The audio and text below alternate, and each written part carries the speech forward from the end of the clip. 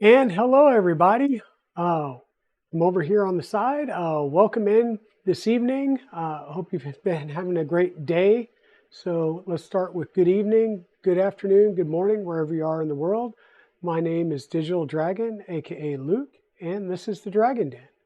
As you can see, we still have a big printer sitting right in the way. This is our ZeroG Mercury 1.1 with a Hydra build, and I think tonight's going to be the wrap-up stream before we're done with this, and we'll get it off the bench after today, because pretty much we'll be working on just putting a lot of prints through it prior to going to MRRF. But we do have a few things we want to work on tonight, and one of those things is actually pushing ABS through it for the first time now that we've got the door almost completed. We just need to mount the magnetic latch plate for the door, and the screws that I needed for that just came in today. So that's kind of the plan for today, that and some chats about MRRF and MRRF plans. Do want to say hello, Harley Rider. Thank you for coming in. Thank you for being here, Subsector 3D.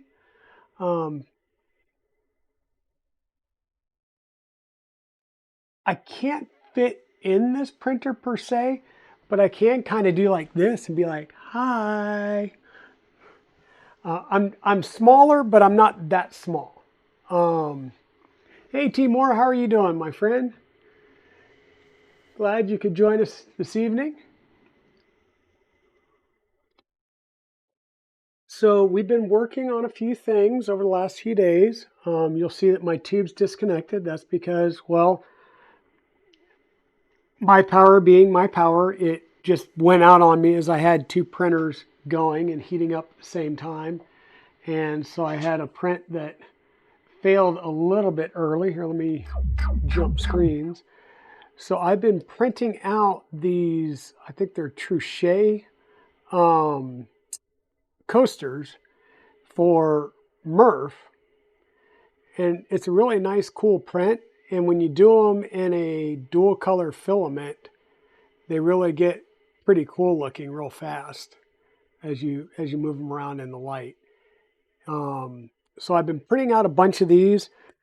These won't be thick enough, so they won't go to MRRF, but they'll stay here and be used at my house. But yeah, I've been printing out a bunch of those. So it's not that I need Solar Timor, it's that I need to go around and, one, check the circuits throughout this room, or not the circuits, but the outlets throughout this room, and double check. Wow, I got completely off the camera there. Let me flip over here. So I need to go through the circuits in this room, or the outlets, and make sure that all of the wires on the outlets are, one, wired correctly, and two, properly terminated and properly screwed down. I'm wondering if I've got a loose terminal on one of these outlets that is causing me issues, because two printers and the few lights that I have on here, a couple of computers on a 15 amp circuit should still be fine. Because I've had multiple, lights, screens, computers, and 3 printers running ABS for 5 days straight with no issue. And then every once in a while it just starts flipping out and the circuits keep going crazy on me. So 9 sleeps for me. Before you, yeah, got you. 9 days in a wake up before you head off to MRRF. Yep. We will be driving out. And by we, I mean me and Evil Diesel will be driving out Thursday of next week. So yeah, it's beyond crunch time. I'm trying to get printers going, but yeah.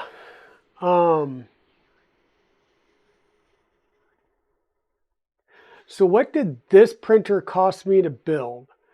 Well, funny you should ask. So this printer, LDO Motors Jason provided he provided a set of Trident motors because that's what I asked for, forgetting that the Trident motors are integrated lead screws in a specific length that would not work for this build. So that's actually been moved over to the Trident, which is planned next. So I wound up buying a set of LDO Motors Voron 2.4 motors. So now I have a couple of extras. But he provided the orbiter extruder and filament sensor and some motors, which will be used on the Trident.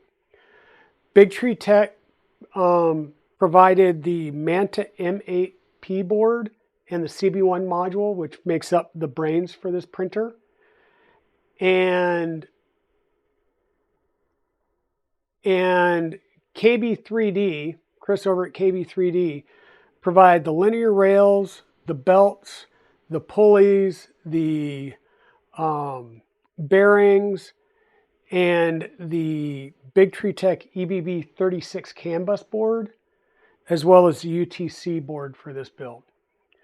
So what I then provided was I bought the Misumi extrusions that were cut to specified lengths per the cut sheet that will get released when this overall printer frame gets released. I manually drilled and tapped for the blind joints. I provided all the fasteners. I got the lead screws, the couplers, the wiring, all the acrylic and the ABS for all the panels. Of course, all the plastic for the prints. So I'm probably a few $100s into this. Oh, also got a Revo 6 hot end. So probably $500 or $600 into this, with the rest coming from sponsored parts that were provided. Yeah, so that's kind of where we're at on this build. A couple of things that I really do like about this build is the CAN bus makes the tool head wiring so much easier. Even if you did just like a tool head board, which you would wind up having a 14-pin connector that would then come back through the umbilical back down to the bottom, it would make life a lot easier simply because you can disconnect the wire at the tool board, the tool head board, and take the whole tool head off. So it makes working on the printer so much easier. The build out, the other thing I really like about it, is screens. The other thing I really like about it is the power supply that I'm using down here. This is a Meanwell UHP power supply. The nice thing about that, and on a printer like this, where it's a smaller print volume, is it's not as wide. It's still about the same length as a standard Meanwell LED power supply, but it's not as wide. And because of that, it doesn't, it gives you more room for the electronics up front. The other nice thing is going with a Big Tree Tech board where it has the built-in CB1 module. You don't have a secondary board for your Raspberry Pi, and you also don't need a step-down converter, so either a 24 to 5 volt buck converter or a secondary power supply to power the Raspberry Pi. So that's nice too. The electronics has worked out very well. I've got all my mains in this back corner here, and then everything in the front rail and this side is 24 volt. So it made it a lot easier for me. You will see that I do have a Nevermore V6 already printed and installed. I had a version 5 printed, and before I could put the fans in it, I found out the Nevermore 6 was out, and I was like, boom, bingo, got it done. and printed that, because the nice thing with the Nevermore 6 carbon filter, it does not require you to cut up your fans. So all of my fans, if I ever needed to take them out or if I wanted to take it out and use it on something else, I can. And as you can see, it's real easy to get into the electronics.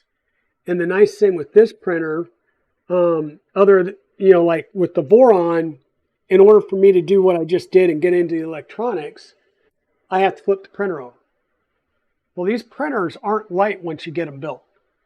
So Turtle Crawler came up with a design where it uses drop brackets for the DIN rail on the sides so that you mount all your electronics facing up. So all you have to do is remove the base panel and you can get to all your electronics and do all your wiring. Now, the other thing that you'll notice here, sitting on the bench. So this is my current skirt system. It does have the colored inset logo on all 4 sides. But Steve builds, when he just built his Mercury build, he used a Big Tree Tech HDMI 5 display. And so this was his display mount that he designed for it. And his original side pieces, though, wound up being too short because, once again, this is a customized frame that's built to be fully enclosed. So the size of the skirts are a little bit different. So Scott, Edge of 3D, went ahead and sent me the right size, I'll say, skirt wings for this. And then on the display, you'll see that this is the cover plate for the display, but there's no cutouts on the sides, right? It's made so that it's put in upside down so that you can still reach the buttons at the bottom to change the orientation and stuff. But it's got a fully closed side panel, and it's made to use right angle HDMI and USB-C circuit boards. I've ordered them, but they haven't come in yet. So then I started playing around with, cutting out the side panels. And this was my first try, was just, okay, block it out, cut it out. And I miscalculated, and I was going to wind up cutting out access to the USB-C port.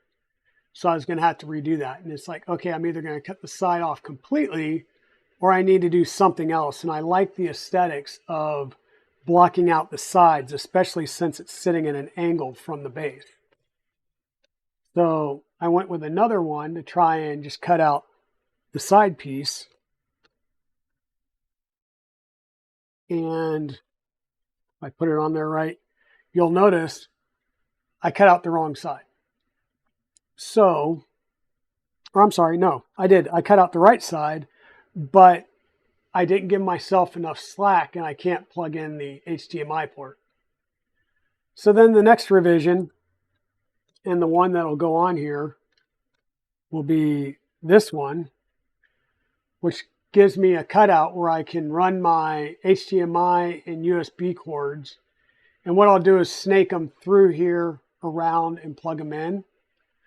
And then down the road, possibly. Give me 1 second, folks.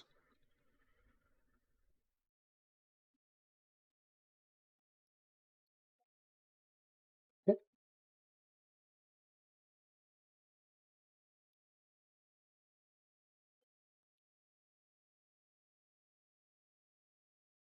Sorry about that. Mrs. Dragon just brought up another package, which I think is more filament. But this will let me kind of snake my cables around the side and plug them in. And then when I get my proper, I'll say, cables, then I can just swap them out at a later date. Now what this does require me to do, which I'm not going to do on stream today, is it will require me to shut the printer down, put it on its side, pull the bottom panel off, and take the front skirts out.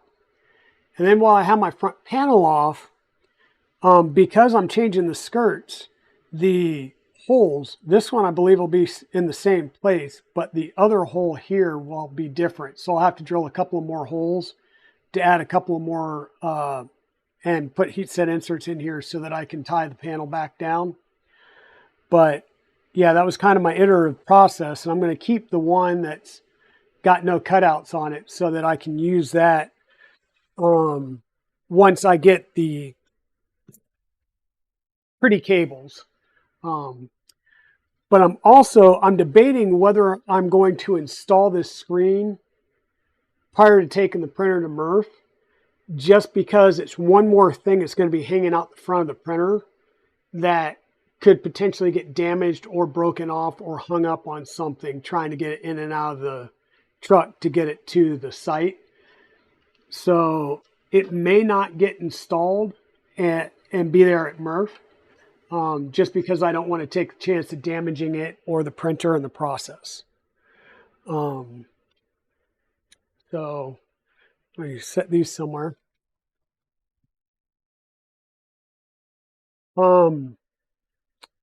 So with that said, I do want to get the door finished. So the door here is a very, very nice design.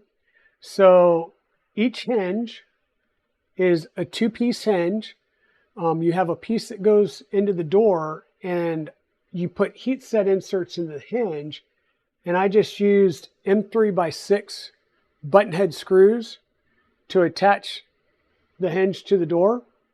And then the other hinge gets mounted with M3x8 socket head screws and T-nuts.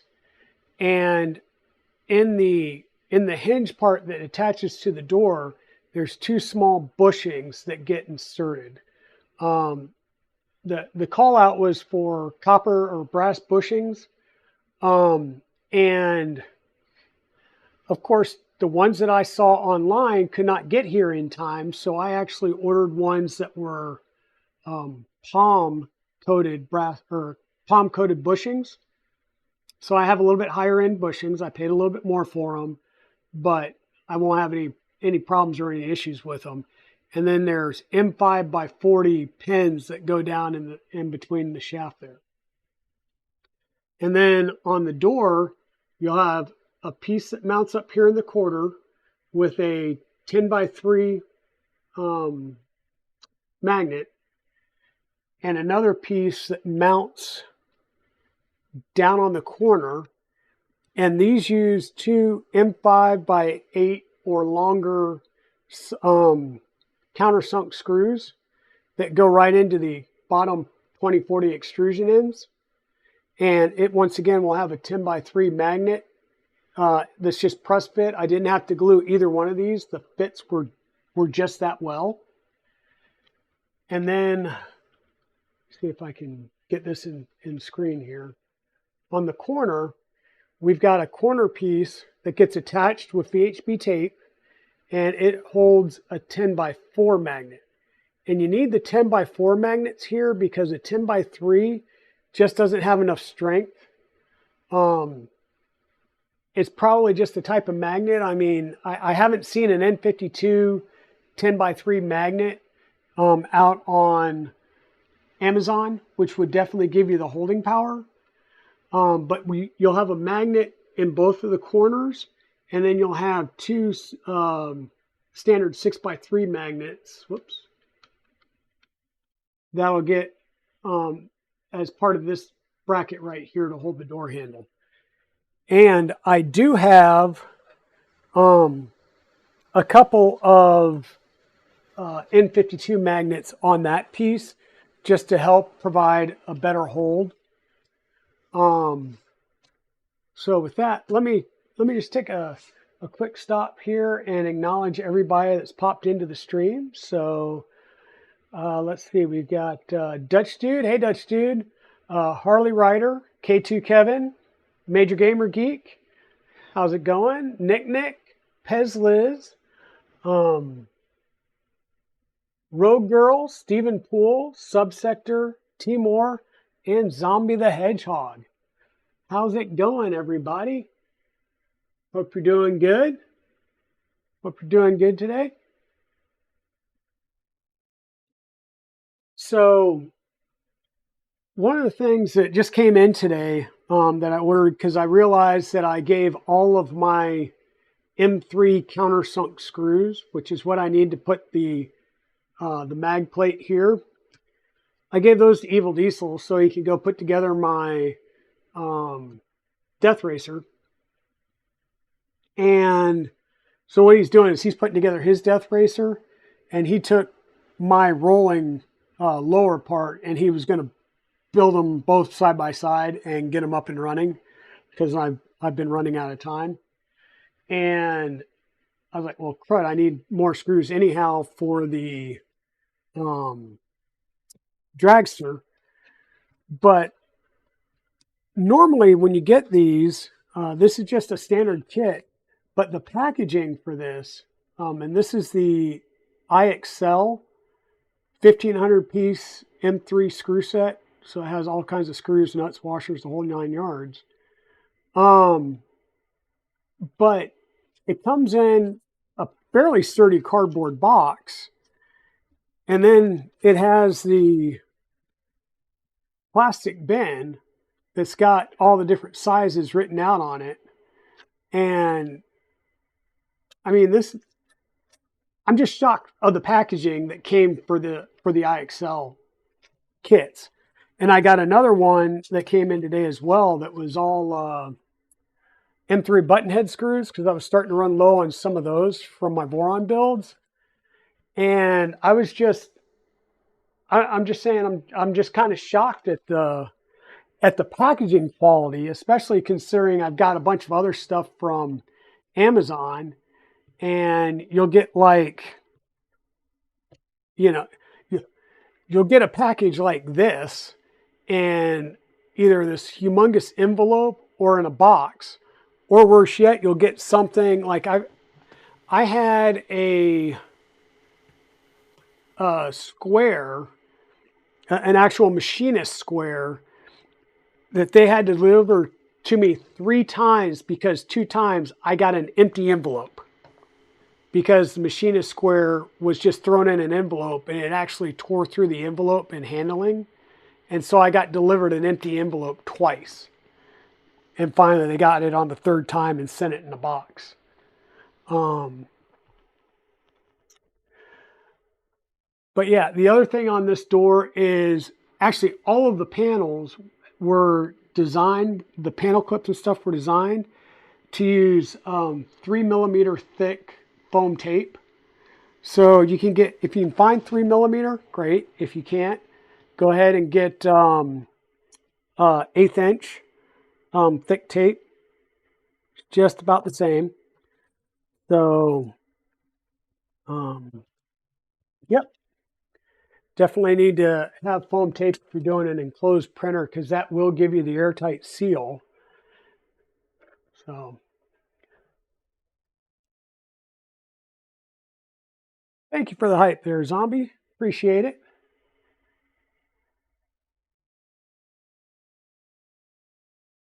Okay, so you're using something more of like the gaskety type stuff that you would use for a door. So it's kind of like the actual rubber, I'll say like D-shaped.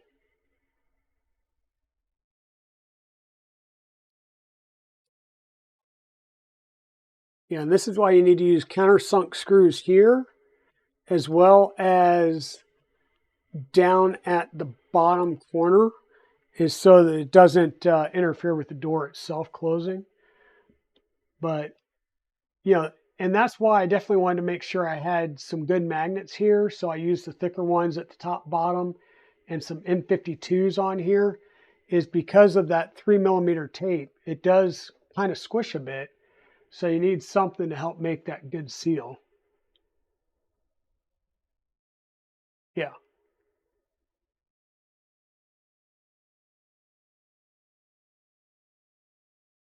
Oh yeah, I'm sorry to hear about that subsector. I hope you get past that soon. Though, I heard that, and those are no fun. No fun at all.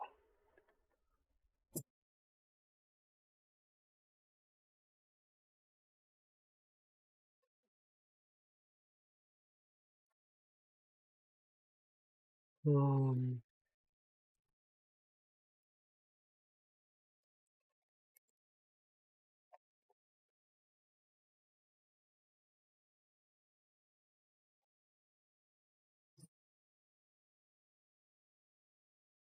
so, um, Dutch. Next time you talk to Turtle, or remind me the next time I'm on the Discord channel, the the PTFE tube compression fitting um, on the spool holder, the you have to use the smaller compression fitting, which means your tube dead ends at your printed part. But the way you bring the filament in here on the corner, it can actually rub, and filament rubbing up against filament will actually create a bunch of dust and stuff, and that uh, you either need to make that a little bit thinner, or we need to do something to allow it to come out this side, like maybe do a pass through or something. Yeah.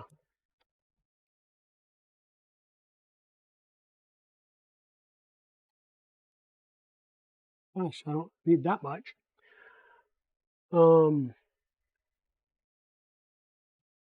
and as I mentioned before, what I did on the printer for getting my filament in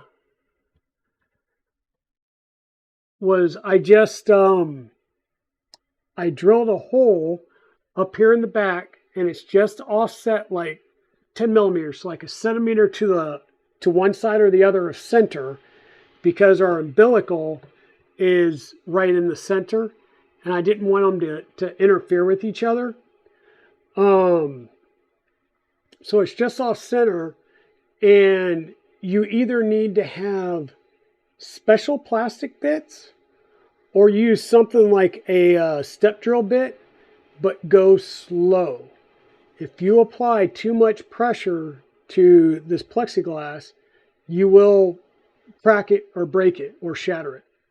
So I just used one of the, I'll say the smaller hole ones, and I drilled a 1/4 inch hole in the back, and I just used some uh, clear well, I say clear, but it's like a white silicone grommet that was 4 millimeter inside diameter.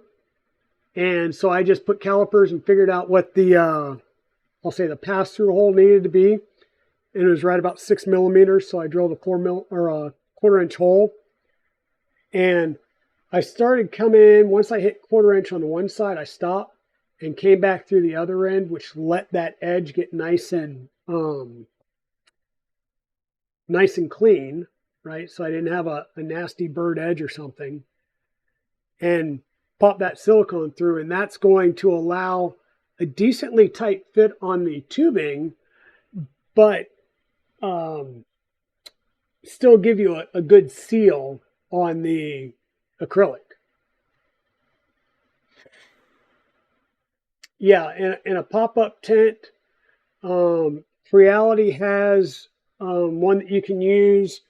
There's also, what am I thinking of? Some people use like the little pop-up painting tents. I use the Wham Bam hot box because it's got some insulation in it, which works really, really well. But it depends on what your price range is.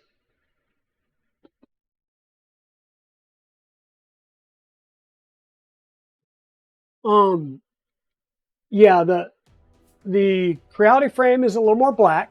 I'll give you that. Sorry about that. I really like this build. I don't get me wrong, I like my Ender 5 build, but this frame went together so well. Hey, Silverback Creations, how are you doing today? Thank you for coming in and joining us. This build went so well. The frame was, I'll say, a little tricky to put together just because I didn't have the step files yet, so I didn't have the CAD files, and there's no manual on how to build the frame. Hey, KB3D Chris, how are you doing? Hope you're doing good today. Yes, so this printer is really nice. The build went together really, really well. The frame is square as all get out. Once again, it's Misumi extrusion. It's T-slot extrusion. And other than the front idlers, so the front idlers have the little, I'll say, printed guide slot on it to keep it tracking down the rail. The problem is those guide slots are designed for V-slot extrusion. And I'm using T-slot. So if I had gotten V-slot Misumi extrusion, would have been no problem. As it is, the only thing I had to do was basically square off the little bottom guide nubs on the idlers, and we're good. Right? Wrapping up the day here in the shop. Well, good. I will tell you kind of quick measurement from the clips in the back to the door. We're just under 18 3/4 inches. Front to back, side to side, outer clip to outer clip. Once again, about 18 3/4 inches. And from the table up, we're 30 1/4 inches. Right? So that's kind of the overall volume of this enclosed printer. Once again, the print surface is 255 by 255. I've got full 255 in the X, and in the Y, I'm at 253. What I was able to do was I took the fan off and the BL Touch off, and that allowed me to then remove a couple more screws and take the hot end off, and then I could access the belts. So on the left-hand side, I left like one visible tooth, and then on the right-hand side, I think there's like 2 visible teeth, and that allowed me to get a lot of more movement towards the front. So I gained almost everything that I lost from cutting my belts with my idlers pressed all the way up against the linear rails. And that was my fault, because when I built the Ender 5 Plus, I had the longer rails for that size. So these are 300 millimeter rails, and you can use either 300 millimeter rails or 330. 330 would be better and guarantees you that you will get the full bed travel. So yeah, I don't know why KB3D is not a vendor on your server yet. Because like I said, they provide the linear rails, the high temp belts, all of the pulleys, all of the tooth idlers, the bearings. I think I got the shims from them as well. The Big Tree Tech EBB 36 toolhead CAN bus board, the UTC board, and the SSR from them. And I use them for so many other printer builds and upgrades that I've done. It's crazy. So yeah, definitely like working with KB3D, and they're here on the West Coast, dear God.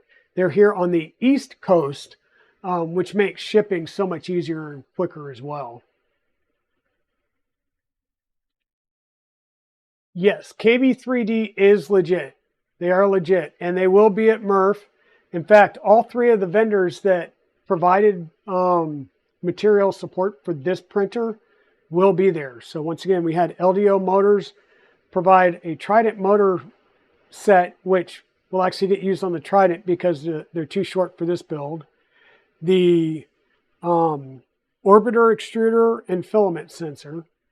Big Tree Tech provided the Manta M8P board and CB1 module, and KB3D provided everything I mentioned earlier. So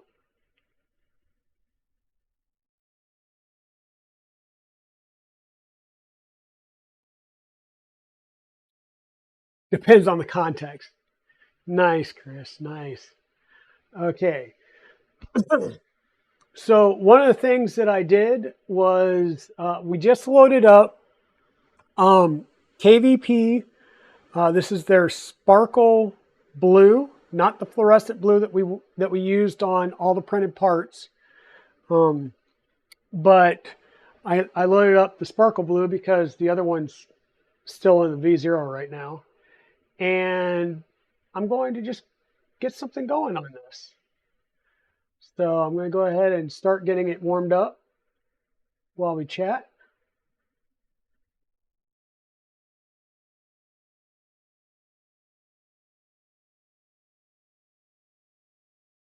And like I said, I do also have a couple of new things installed on here. We've got the Nevermore V6 that's back here in the back left corner. That print surprisingly went well once I figured out, and I don't know, RTFM and put the roll top for the charcoal tray in the right way. It actually goes in a lot easier when you put it the right side up. And they've got two methods for wiring the fans in parallel. One is to solder in and use JST connectors. The other is to basically stack two sets of Wago connectors. So what you do is you kind of measure the length of your fans. You will cut your wires to where you're going to need them. And I'll take and open this one up to show you. This will be the one that goes in the V02. So like I said, we're heating this up. So while we're heating it up, and I will tell you, we have not printed ABS on this particular printer yet. It's all been PLA. So this will be the first ABS run on it.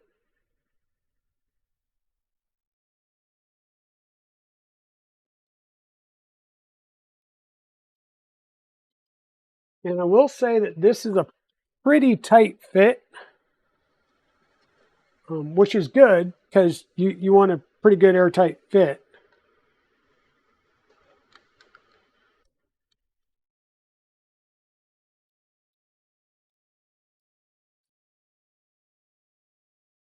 And no, I didn't break it. It's actually got tabs that I'm trying to pry up and out.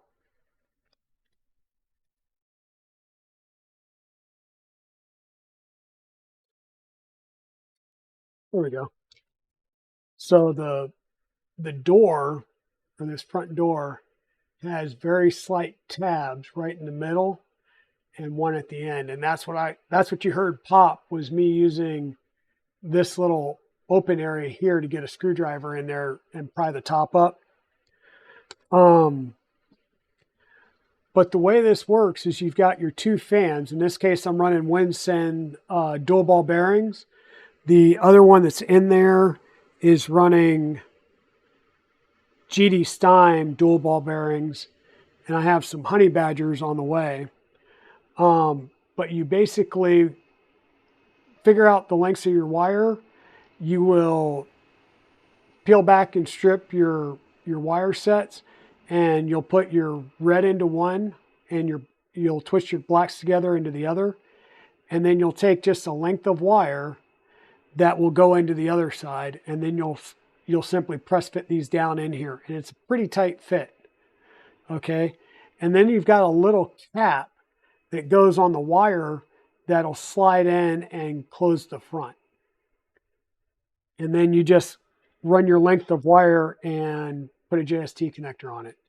Now, in this case, this may be too long. This was a previous cable that I had. And I know it's going to be for the 2.4, so I just need to be able to route it down and around. And there is a little bit of a depression in the top of this. So don't worry about these wires here.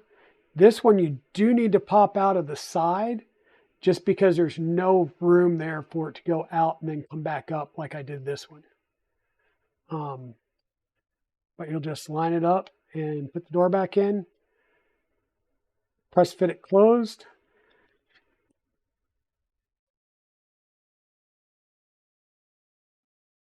Come on.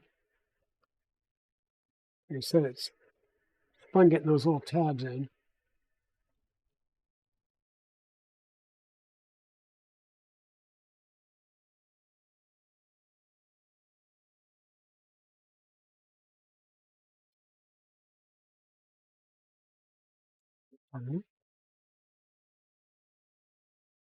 Anyhow, once you get it closed, there's like an M3x6 button head that you'll use to hold it in place. Yeah, happy Tuesday. How's it going, Chewy?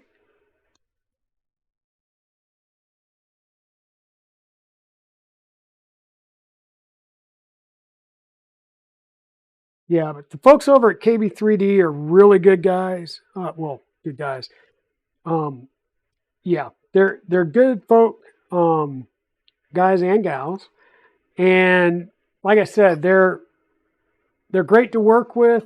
They ship out really fast, and you know, every time I've needed something and I'm on a deadline, he's come through for me. So I appreciate him working with me on this, and I hope we can work together on a few other things in the future.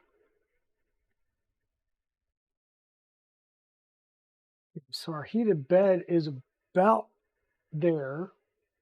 I'll let it sit for just a couple more minutes. And once again, you've got the standard magnets. I haven't put the magnets in this side because I just had to order some more. And then here's the top, kind of like a roll top desk. What do they call this thing? A Chulays or something like that. So it'll be like a roll top desk. Put your carbon in and then close it back. And it actually has written on here, replace carbon every 2 weeks. So it does give you the reminder to replace your carbon. And don't be like me and leave the same carbon in your V0 for like, I don't know, a year and a half.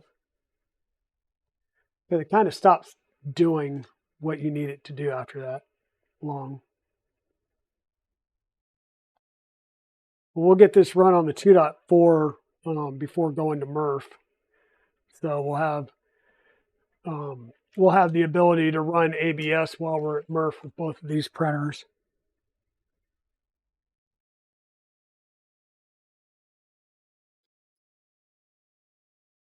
So how are you doing, Pez Liz? You got everything ready to go for your trip out to MRRF? You got all your extra prints and all your care packages and everything?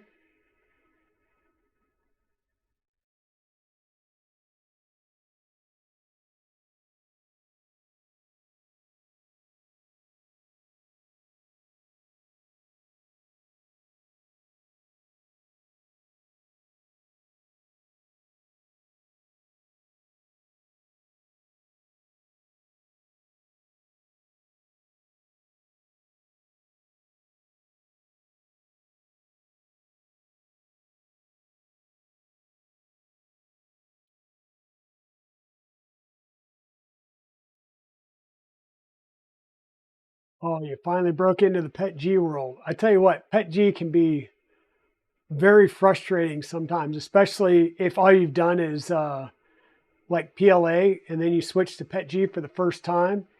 it is just super, super sticky on that first couple of layers, and it keeps trying to pull itself up. But once you get it tuned in, then you feel like, you know, a god.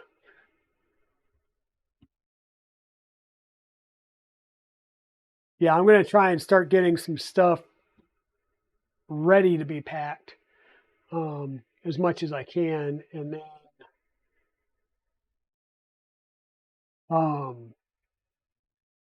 yeah, I'm going to keep printing some stuff off.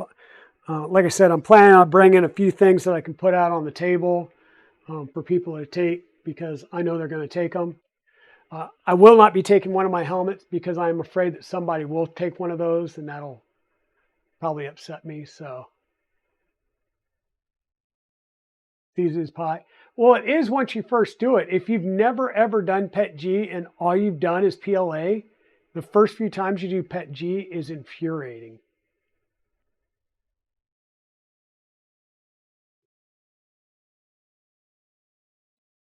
Now,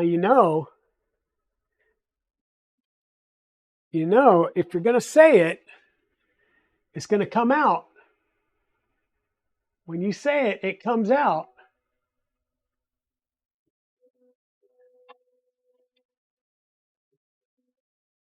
How you doing, free heathen?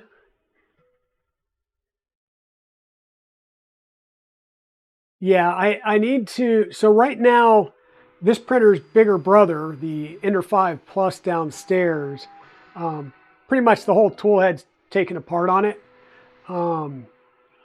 As you saw before while we were doing this build, I got a big clog on the cold side of the Dragon High Flow that I got to work on. And meanwhile, I'm going to actually just throw a Revo 6 on it like I did this. And it's primarily my PLA printer for doing helmets and stuff. And there's quite a few more helmets that come out that I'm interested in printing. So yes, that was a Warhammer 40,000 Space Marine. It's a Mark 8 helmet.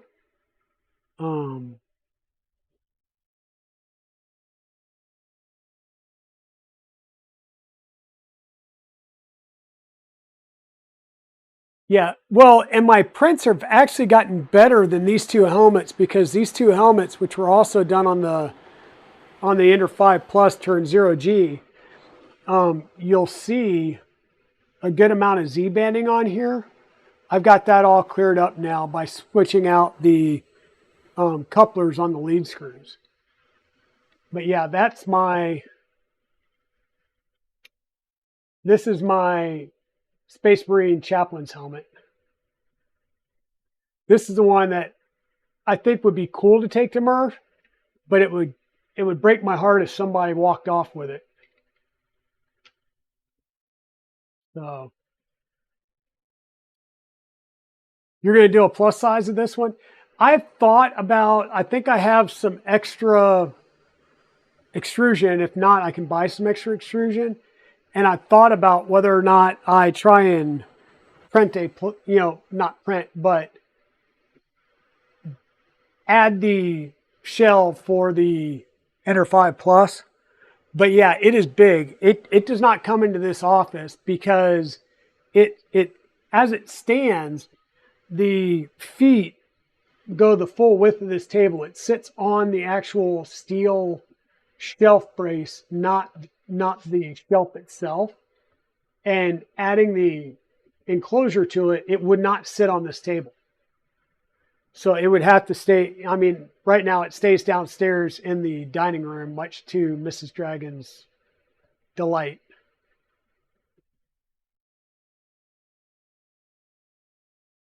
Let me see what I'm missing here.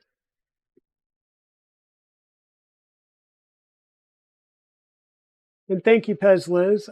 Yeah, these prints are really good.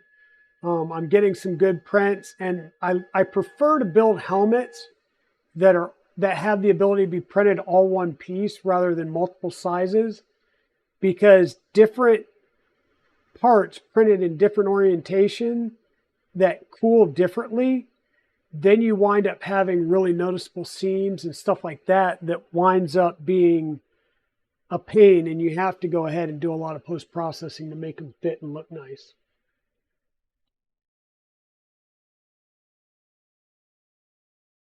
And you can ask Westery One how fun it was to put together the Captain America shield. That's, I think, something like 20 different pieces.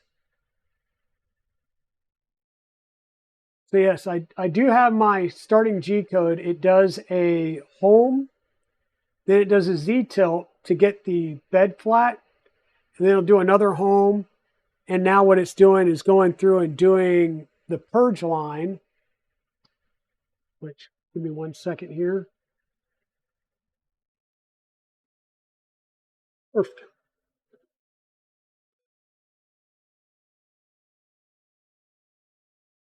One of the other things I want to do is route another thermistor, so I can just get a thermistor or a chamber temp reading.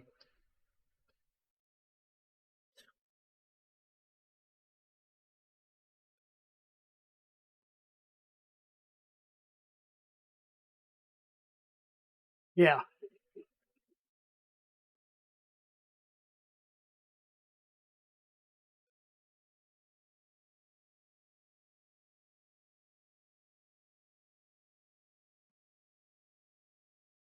Yeah, I don't know if he's doing that big, but the build plate on the Ender 5 Plus is 370 by 377. So yeah, it's huge. That's why I said that's my helmet printer. That's my helmet and my large printers, or large item printer. And so yeah. No, that's adaptive purge. I haven't gone in and changed the length, but yeah, it did. It's running camp.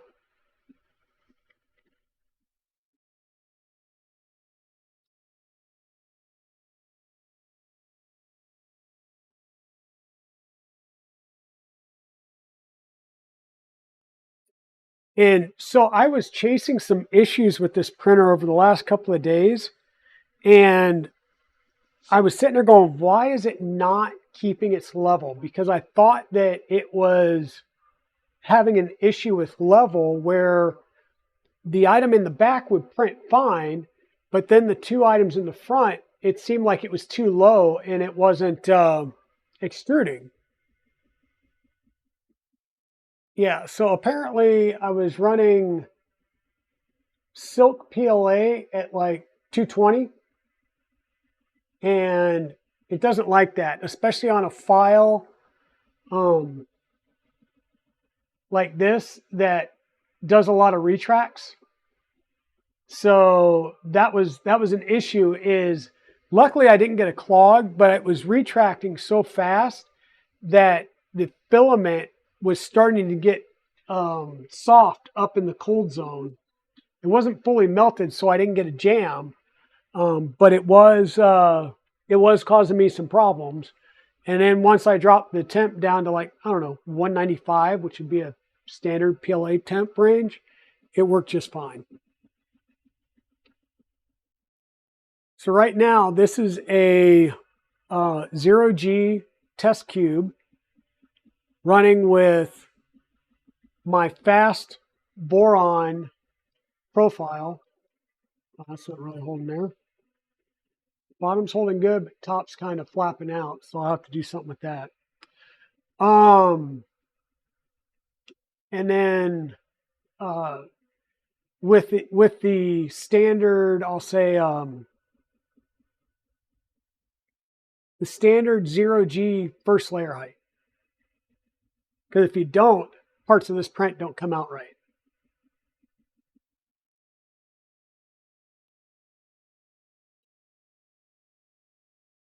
Yeah, so this does have adaptive, it does have, what is it, Clipper adaptive mesh and purge setup on it.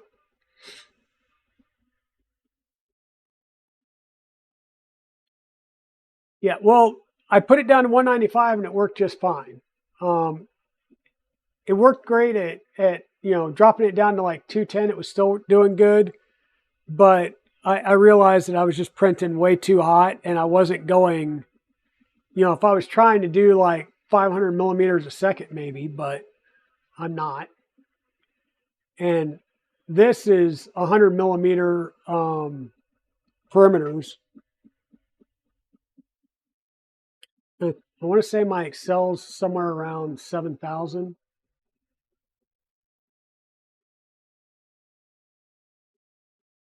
Yeah.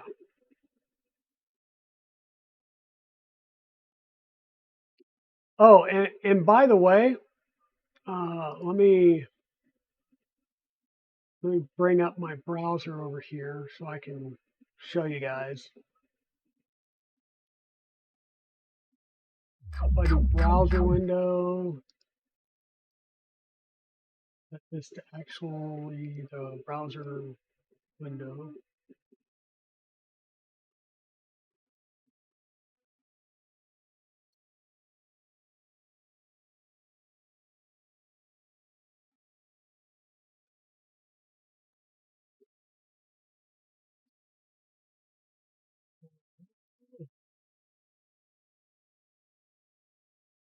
Okay, so we have the browser window.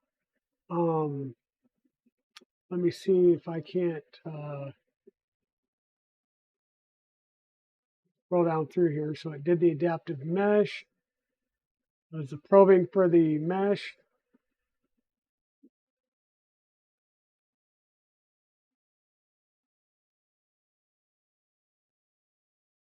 So my Z-tilt adjust.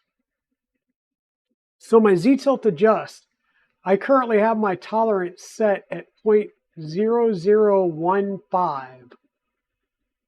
And I got a tolerance between the 3 points of the plane at 0.000938 with a BL touch.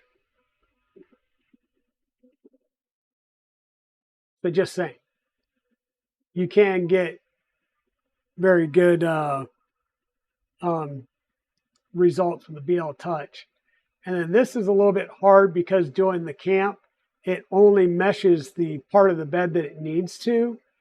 And in the range for the mesh that it did for this part was 0.039 millimeters. So yeah, I didn't need to go down that far, but I was like, yeah, well, why not? I can, so why not? Yeah.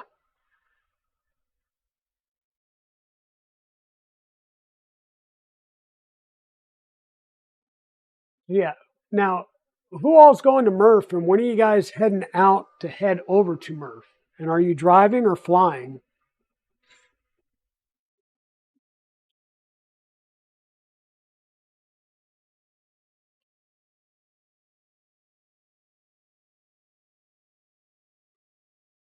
Yeah, I mean, might as well.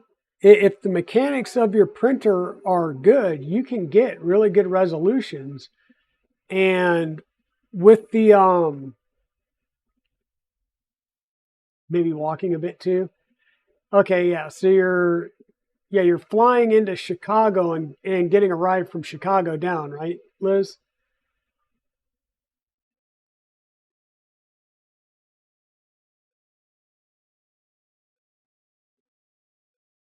Um,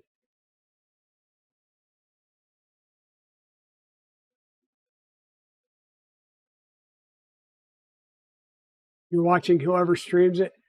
Well, so Rocky Mountain had decent Wi-Fi, especially on day two. Day one, there was just so many people and so many people that had their own hotspots that there was just collisions in the wireless bands, right? Murph doesn't really have that great of a Wi-Fi, so we'll see. A lot of people were trying last year on using their phones and stuff, so we'll see.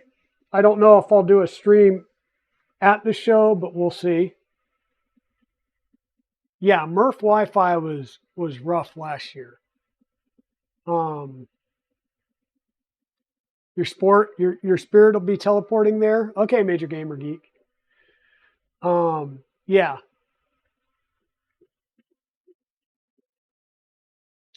Yeah, and that's the other thing is I may take some videos. Actually, last year I took a bunch of pictures. I did a few videos here and there, not stuff I really talked on, but I may take some videos on my phone while I'm out there, and just post them up on YouTube or stuff. The only other thing I need to do on this is I do have a Arduino camera or an Ardu cam that I want to install on this, and it'll probably be mounted up here in the kind of like somewhere in the top right off of one of the extrusions, and then I'll run the wire down and down through the back. So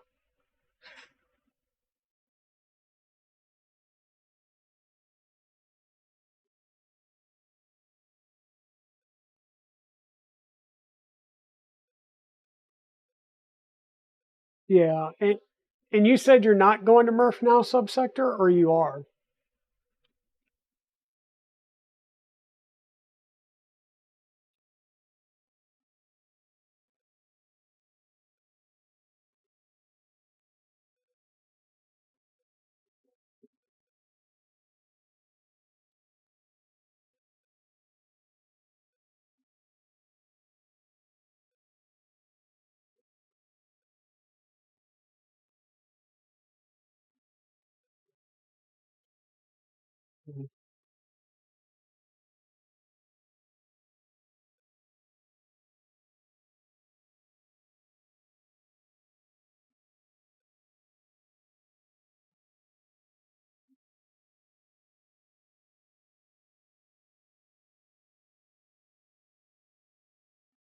So far, all I'm seeing, not too bad for the first time pushing ABS on this. I've been pushing some PLA through it, partly because I didn't have the back panel and the doors on, but now that I got the back panel and the doors on, yeah, everything worked out good. Like I said, I'll need to at some point, if I put the display on before I go to MRRF, then I'll have to do it beforehand. But if not, once I get back, since it'll be offline as I'm bringing it back anyhow, I'll lay it on its side. And like I said, I'll have to take the bottom panel off, take the front skirts off, and then I'll use the skirts to figure out where the new holes will need to be. MRRF gas fund. Hey, thanks for the 100 bits there, Major Gamer Geek, for the MRRF gas fund. I appreciate that. Yeah, the truck, I want to say I have to fill up on the way there. I'll fill up before I leave to come home. And right as I get into town, I'll probably fill up again. Give me a second. I just stepped on my shoelace and untied my shoe. But yeah, luckily my truck's pretty fuel efficient, but yeah, I think gas is going to be a pretty penny this year.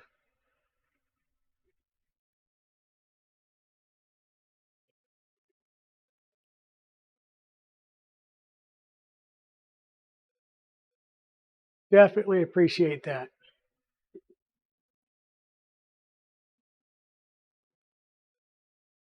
Well, in my truck, Chewy, I have a Chevy Silverado, but it's a Turbo 4 instead of a V6 or V8.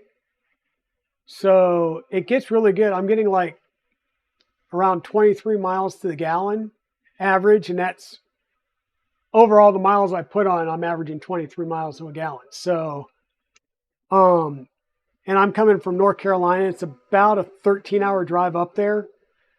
So that's what I'm saying. Somewhere along the way there, I'll stop and get gas. I'll drive around the whole time I'm there, and then I'll stop and get gas before I start the ride home.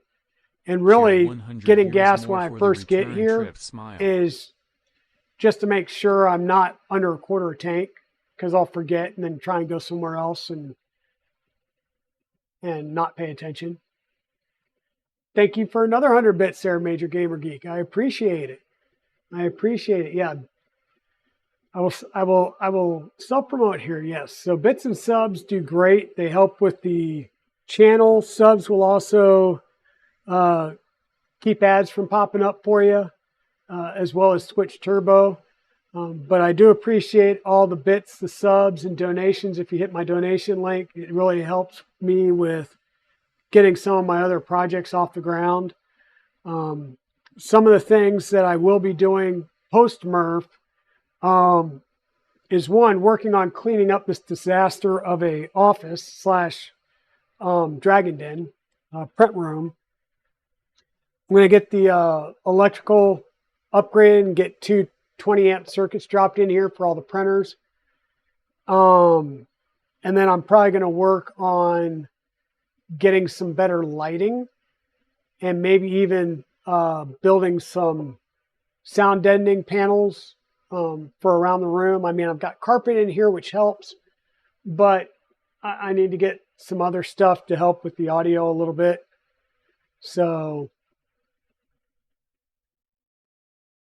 with no vehicle, that 2-hour drive is a 27-hour walk. Ouch. Gotcha.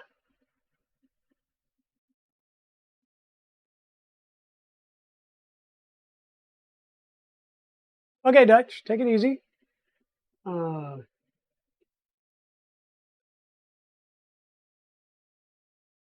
Lime scooter, are there mileage limits, and you have to, like, those are only daytime things, right? For the Lime scooters?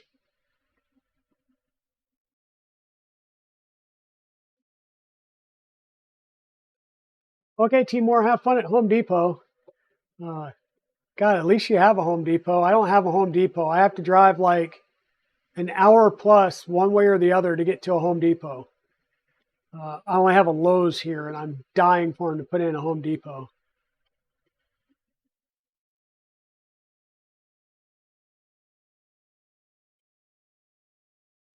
Oh God, yeah, renting a car or plane flights too, unless you book them way out in advance. They're kind of expensive and painful. So Lowe's is decent. Like so far, I found that Home Depot has a better selection of metric fasteners. So if you need like a single metric fastener, like for a door magnet holder, you may or may not find it at Lowe's. The other thing is all of my landscaping equipment, other than my zero-turn mower, which is the Cub Cadet, is Ryobi. So if I need batteries and stuff like that, it's Home Depot, not Lowe's. So yeah, well, like I said, it's partly because where I moved out to, it's yeah, and we don't have a. Let me think about that. We may have an Ace Hardware out here now. I have to think about that. I want to say I saw one recently go in somewhere. Oh wait, no, that was down by my parents' house in Goldsboro. Yeah. So right now for my metric stuff, it's normally Amazon, and I try and be a little more cognizant that I'm not buying stuff that's got the long lead time that tells me, hey, this is actually shipping from China versus something that's already stateside in one of the warehouses. But yeah, I also have I got Harbor Freight and Tractor Supply Company here. So Harbor Freight's great for going out and getting things like shop towels and nitrile gloves and little crap like that. And then Tractor Supply has been good for getting things that we need for our garden and outdoor stuff.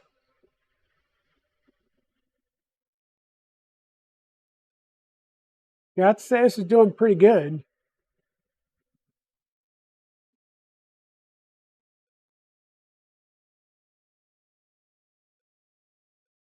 The big check will come once it gets done and whether or not we can, all of the tolerances are good or not.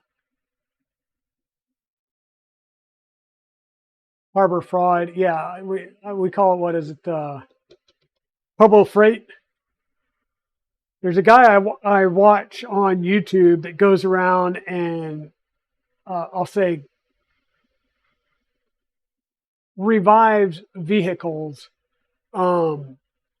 makes them run again, then uses them. And I'll say he's done some track days, he's done burnout contests, stuff like that with them. And normally he flies wherever he's going and then hits the local harbor freight, or what he calls hobo freight, and gets jacks and tools and stuff that he needs there, because he flies out, gets the cars running, and then drives them home. And some of these cars have sat there in the woods for like 20 years. Yep, there you go, Vice Grip Garage. Yep. I knew there was somebody that would remember it. I couldn't remember it right off the top of my head, but yeah, Vice Grip Garage. The things that man's able to do with very little tools is amazing.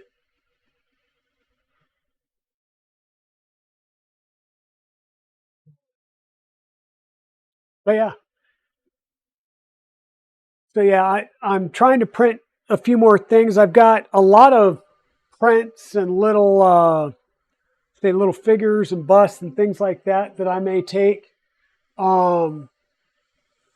just to show off some of the stuff I've printed. And it's stuff that if somebody takes it, I'm not gonna worry or cry about it, type of thing. Right? I will have things that people are definitely allowed to take, but some of this other stuff, like I said, if a kid comes up and wants it, here you go, have it. Um, yeah.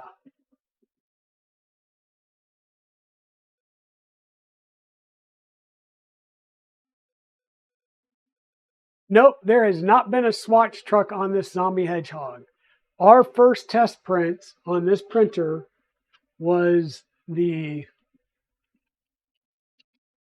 Creatix Brit pendant, and we had a. I have to move this down a bit. Whoops.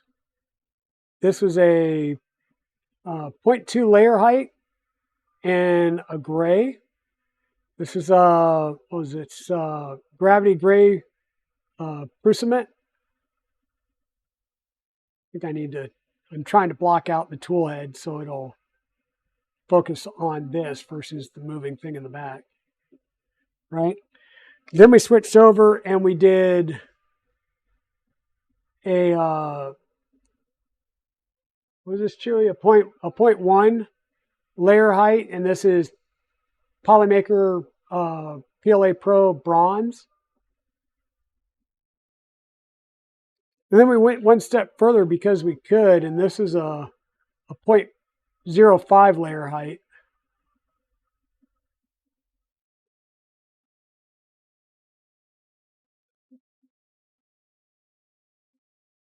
So this came out beautifully. And then the other thing I did,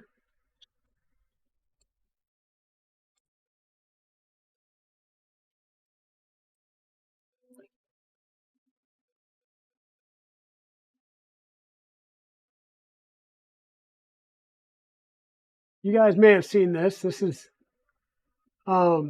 was the tray that was originally modified by Steve Builds, and then this is the version that was further modified by Chris Riley that has magnets in it, so that you can hold all your parts and stuff for your builds.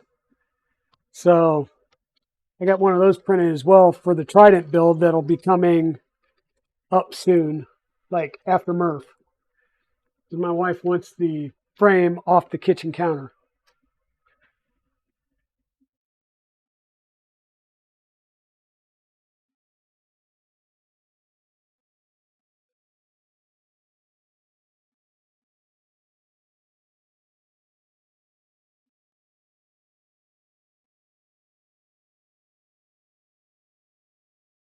Yeah, Dolphin in Paradise wall art. Okay, I'll take a look at that.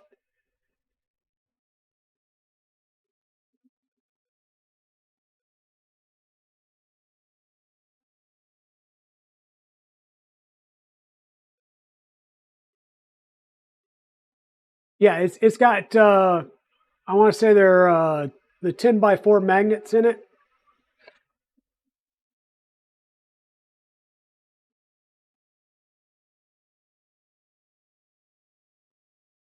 Yeah, so it uses the 10x4 magnets. And like I said, this one up here is not really holding all that well.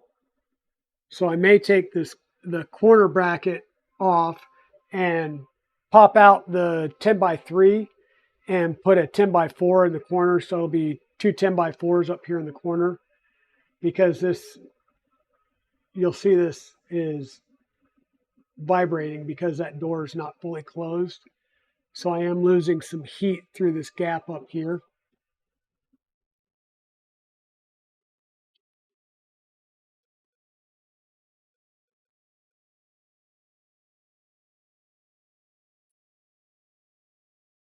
You're shipping what, zombie?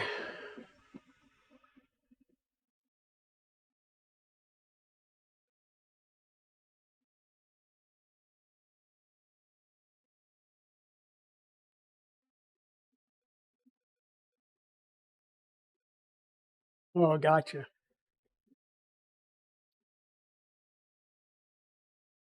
Chewie's getting your ERCFA because you can't get it working reliably.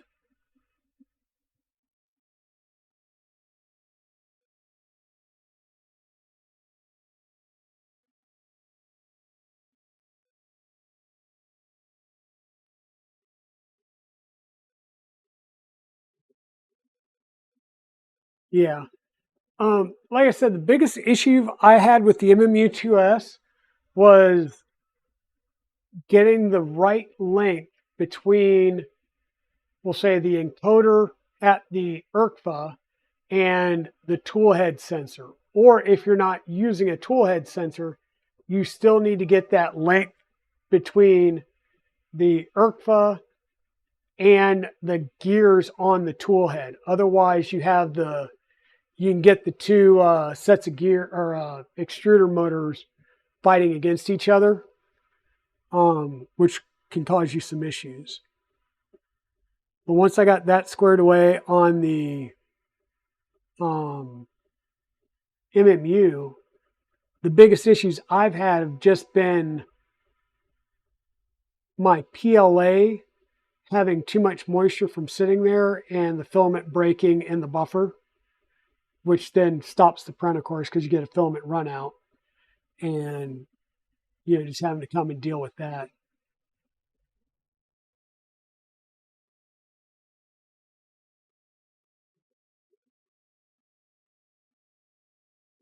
Yeah, tip tuning's the other thing, and that's what clued me in to the heat issue with the silt. Was I was getting tips, probably bulge tips, probably about that long, and that's what was telling me that the filament was getting too soft in the tool head, um, which is a temp thing.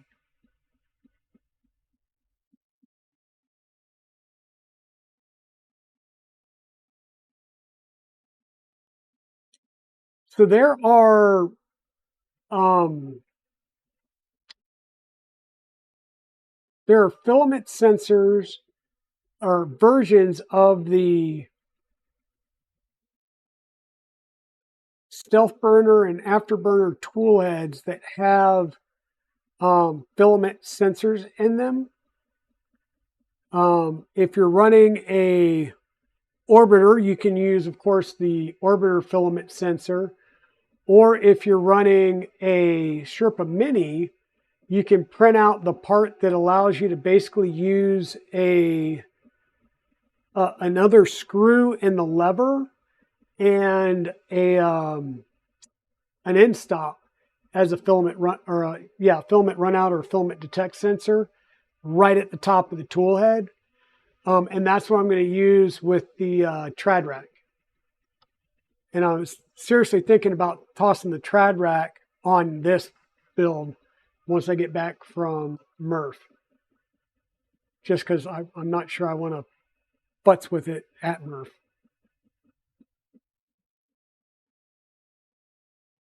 I might be too busy meeting people and getting hugs and selfies with Mia and yeah, just hanging out and having a good time with people.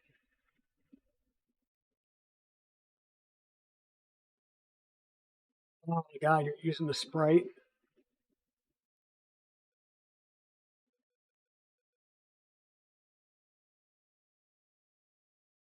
Yeah, Chewy, you do need to get trad rack parts.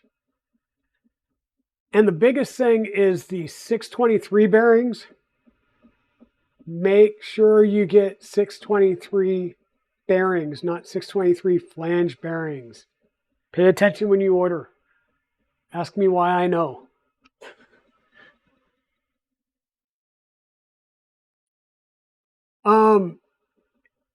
Is that question for me, Dutch Dude? Because yes, this printer is going to MRRF. The Voron 2.4 is going to MRRF. The Prusa Mini Plus that I revived for Westery 1 is going to MRRF because she's got to pick it up. And I'm debating whether I will take my Rook or my Bugaboo to MRRF. Whichever one of those goes to MRRF may get raffled off at MRRF.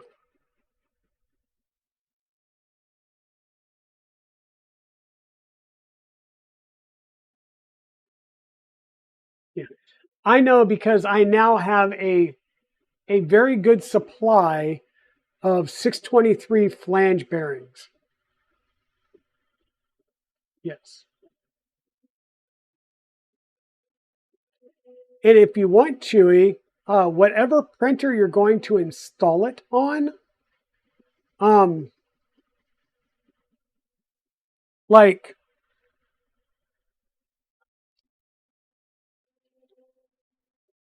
these are the extrusions I bought and built my trad rack on, right? It doesn't go the full length of the printer. If you get extrusion that goes the full length of your printer, or you get longer extrusion that you can cut to the full length of your printer, you may have an easier time mounting it to your printer. Also, I've got on this particular extrusion size here, I can put 12 lanes on a trad rack. So you can start off and only do 1 or 2 or 4 or however many you want, but you can always add lanes to your trad rack. It's relatively easy to install the additional lanes, and then it's just some software config to add the additional lanes. Yeah.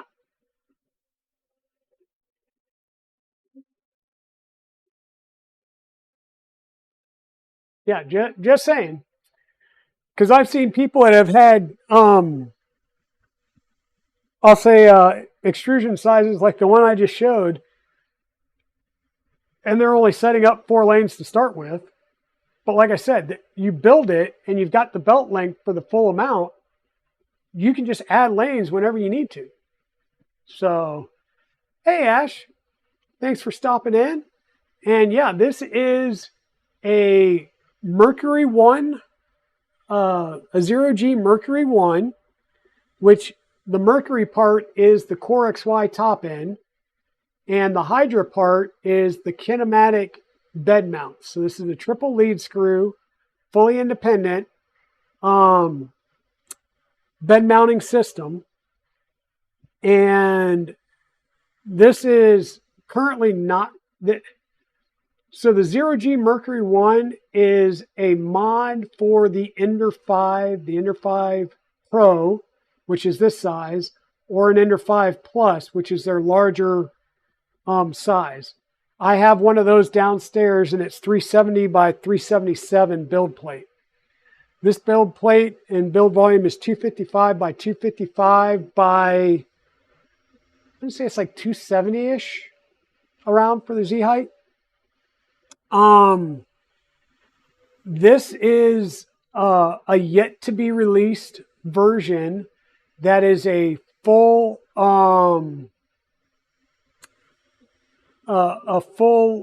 frame kit. Well, it's not a kit, but it's a fully built frame using Misumi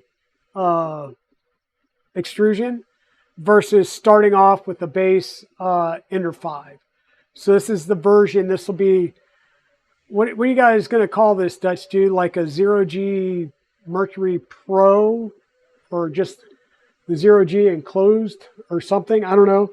But this is a full frame build from the ground up. I'm using LDO motors from a 2.4 kit, an LDO Orbiter 2 with filament sensor, a Big Tree Tech Manta M8P controller board with CB1 module for the Raspberry Pi alternative host running Clipper.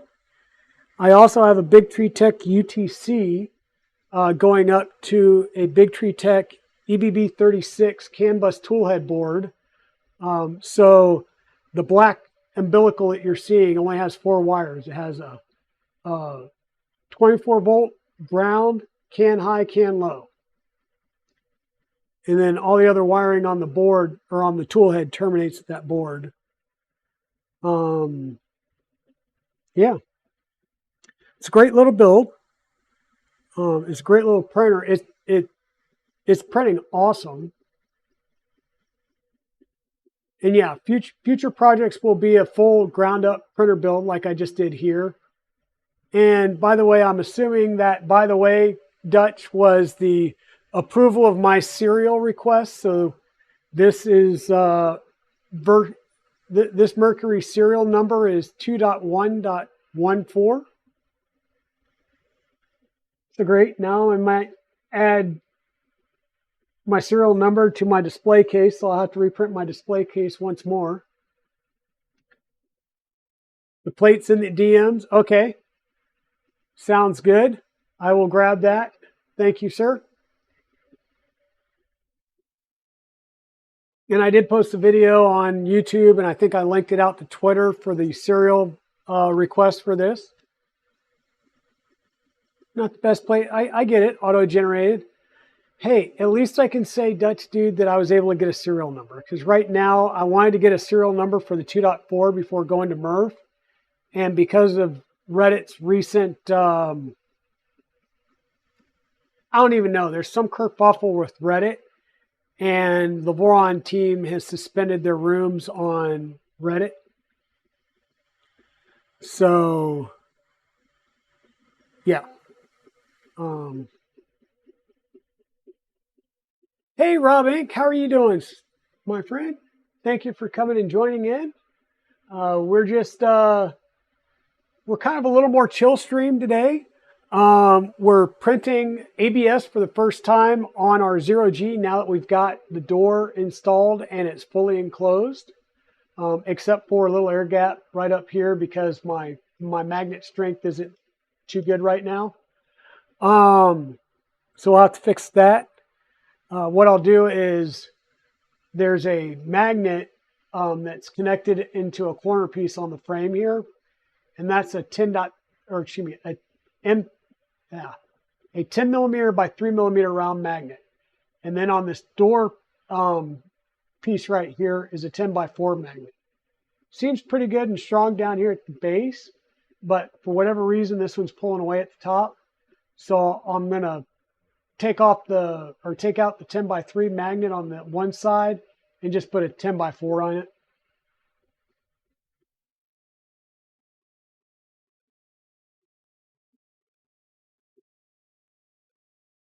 Yeah, so it's a 10 by 4 here, but the printed corner piece, I don't have a 10 by 3 in it. So yeah, and this one's holding pretty good. But yeah, I can probably swap out and put a I'm going to swap out and put a 10x3 up there at the top. So the door corner pieces, both top and bottom, have a 10.4, and then the frame mount at the bottom is a 10.3, and this one you say should be a 10.4 for the frame mount at the top.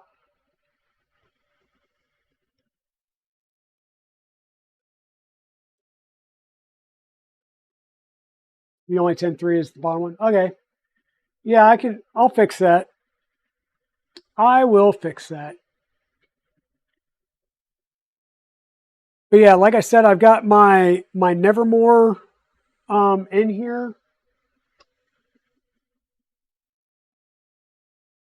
Is due to the foam thickness. Yeah, that makes sense. Ooh. By the way, Solar, I just took a look at your Dolphin in Paradise wall art. That's pretty nice.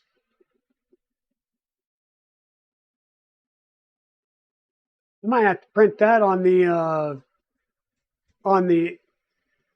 5+ downstairs, the ZeroG downstairs, because that'll that way I can make it bigger.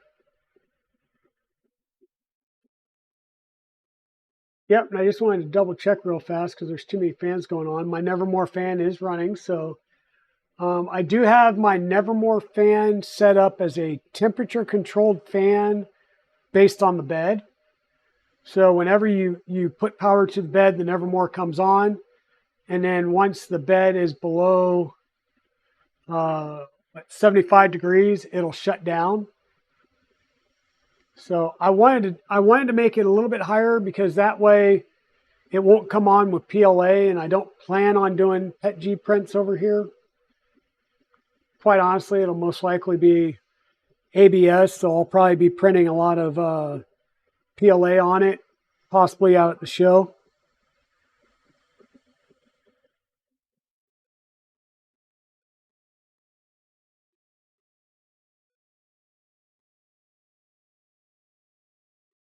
I am kind of curious what the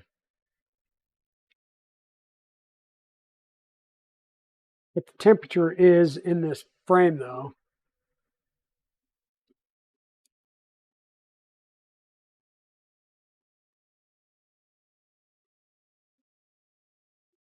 I don't know if these will have enough oomph past the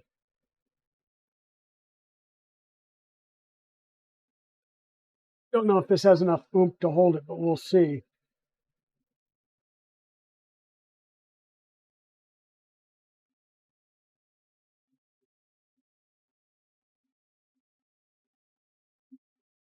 You're on the right side of it. That'll help.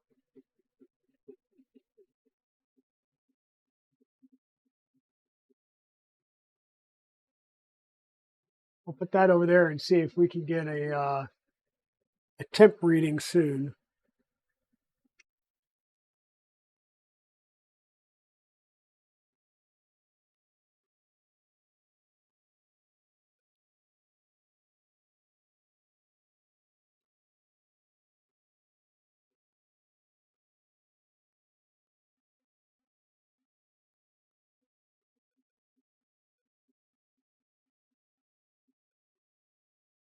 So how are you doing today, Turtle Crawler?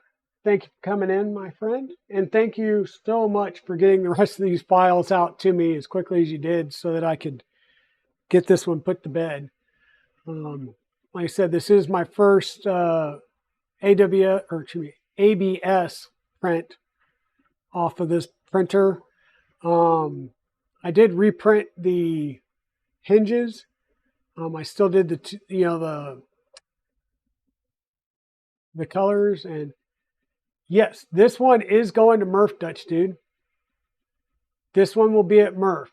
Like I said, I may or may not take the, I may or may not put the HDMI screen on it because the way it sits out from the machine and trying to load it in the truck and not damage it is what I'm really concerned about.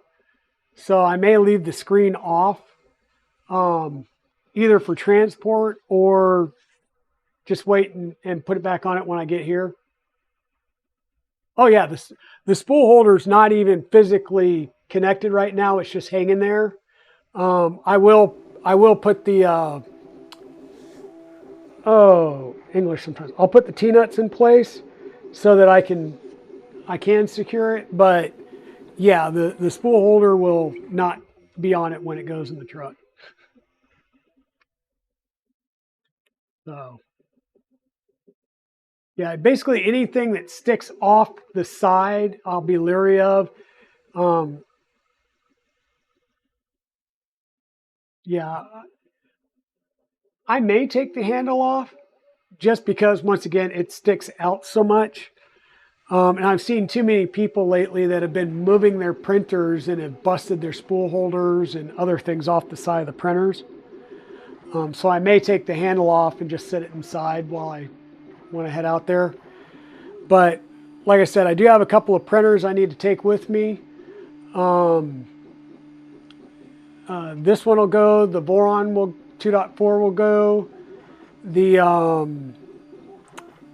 a Prusa Mini will go because that's Westery One's printer that I got working for her. So she's going to pick it up out there at the show. I'm holding it hostage, and I've threatened to raffle it off if she doesn't bring Mia. And then I'll either bring the Rook or the Bugaboo, or maybe both. Hey, Shenanigans. And if I bring the Rook and the Bugaboo, at least one, if not both of them, may actually get rehomed at the show. They may get raffled off to help pay for additional builds down the road and to help people get new printers. Because why not? And get some of those designs out there. Once again, that was a self-sourced Rook before the Fabrico actually Zombie, you may know, did West 3D come out with a Rook kit yet? Because I believe they were talking about it at some point, weren't they?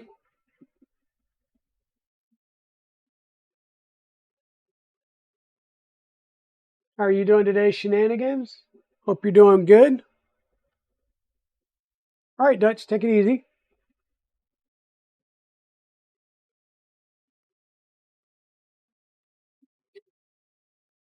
Use my reach, folks.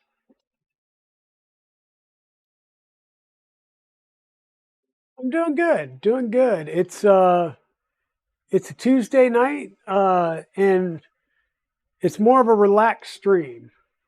All the panels are on, the doors are on. We're putting ABS on this for the first time, which was the intent of having a closed door machine. You really don't print PLA or PETG in a closed environment. So if you're printing those, you have to keep the door open. So this is really designed to be an ABS and ASA printer.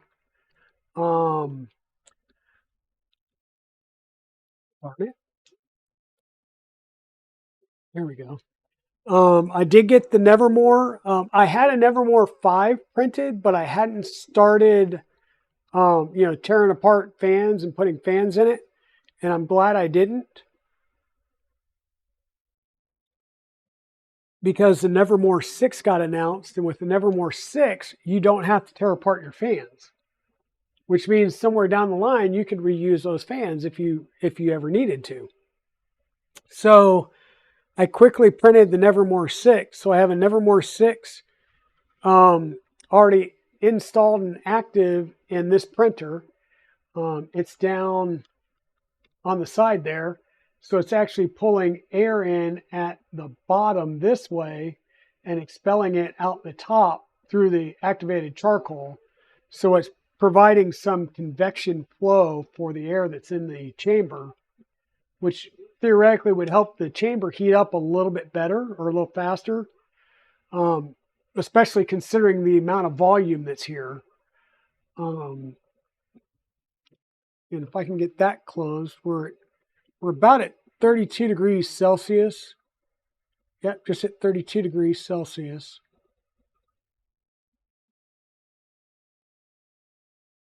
So I'm sure, we're pretty well sealed around all the edges. Probably with hot air rising, the little bit of gap that's at the bottom that allows, I don't know, we shouldn't have any gap down at the, well, I guess we do have a slight bit of opening and gap at the bottom, but then we also have heat being generated in the control box as well. So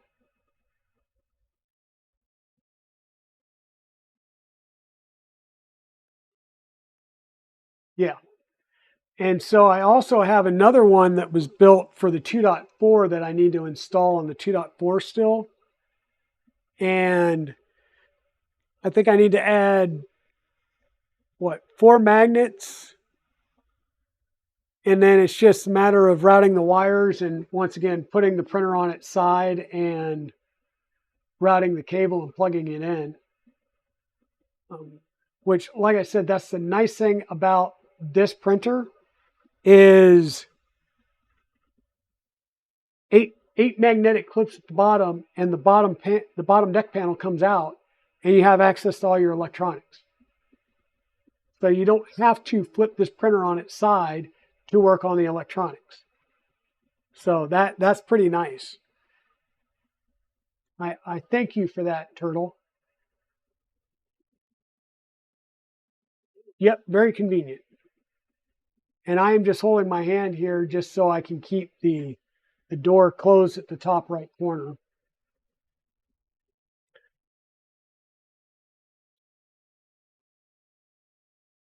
We'll go ghetto until I can reprint that part and get a 10-4 fan in it.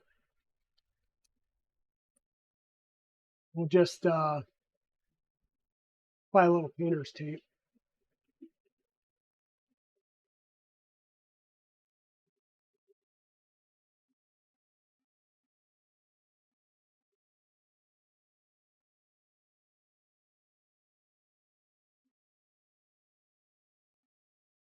Well, I might have some gaps up here too. I might have to print out another couple of clips and do like I did on the sides and go to 2 clips. Or do I have some more of those? Got a couple. And I'll print out a couple more clips so I can go to 2 around the perimeter on the top because I am seeing some air gaps that are there.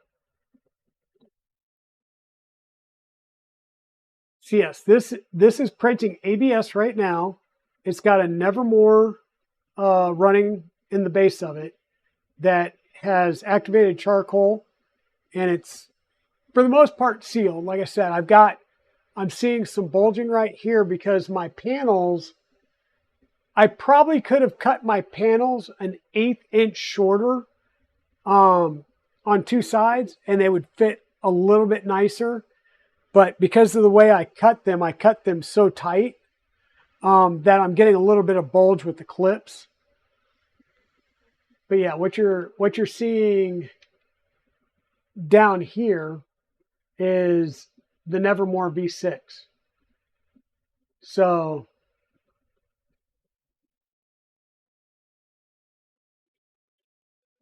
yeah, the handle is really nice. About the only thing that I would ask, Turtle, is if you can add the body where you can print the ZeroG in the accent color, kind of like what we did on the hinges. Same thing up here. I know there's people that have done it, and you can do it possibly with a color change or a paint or whatever, but if you had the bodies there, then I could do it the same way, and it'd be a little bit easier for somebody like me. Then once I get a trad rack, it'll be easier. Or a trad rack or other. I guess I could always, well, no. We'd do the trad rack. I'm not going to try and make an MMU work on this.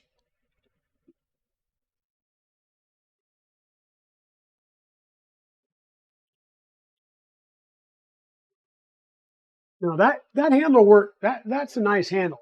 That really is a nice handle there, with the grip on each side. That is a nice handle, Turtle. You did good there. Everything I like about, everything about this printer is just, it's been a nice printer. All of the parts fit really, really well, and they're nice and tight and accurate, and everything that I touch, as far as the stuff that was CNC cut. So the bottom deck panel, or the bottom electronics panel, which is ABS, black ABS, the acrylic deck panel, and the acrylic door, which I cut on my CNC. Everything cut perfectly. Everything is right to the right size. And I noticed on my door, I've got a very slight, like you would have to be feeling it or looking at it to notice that I was just a tad bit off, like maybe 0.2 millimeters in my alignment when I did the panel cut on the door. But the bottom two I cut and everything lined up perfectly. So it's just the door that had an ever so slight misalignment when I cut the two different cuts.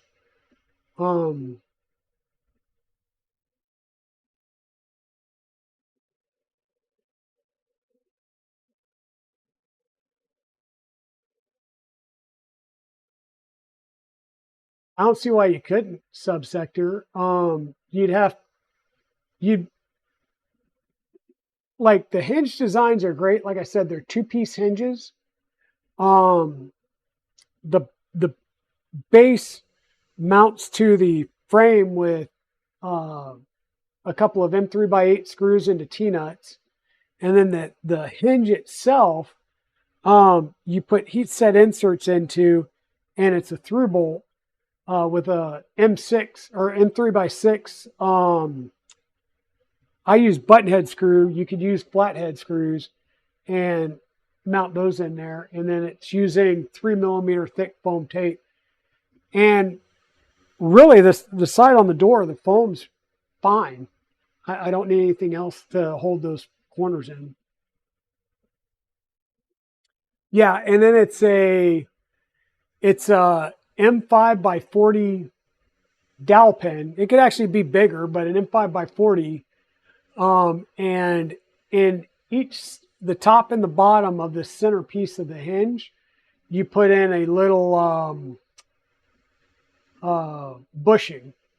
He'll provide lengths in the BOM for some brass bushings, and you just put the dowel pen straight through it.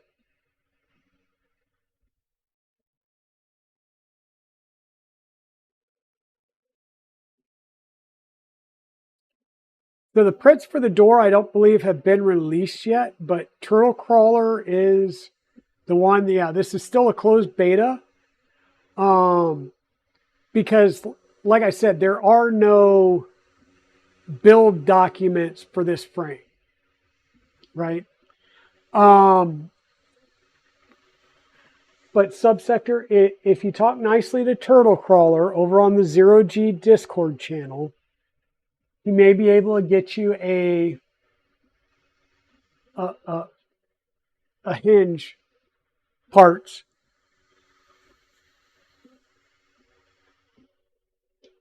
Yeah, so Turtle Subsector is also a streamer, and she does a bunch of various printers, kind of like I do.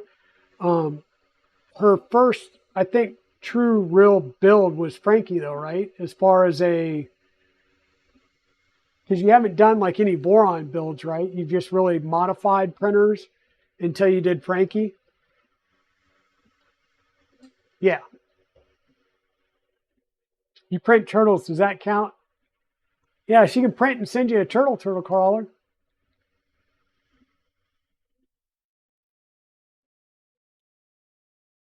Yeah, she actually does some really cool prints, and she paints stuff as well, which that's the thing I haven't gotten into yet is painting of busts and other prints and stuff.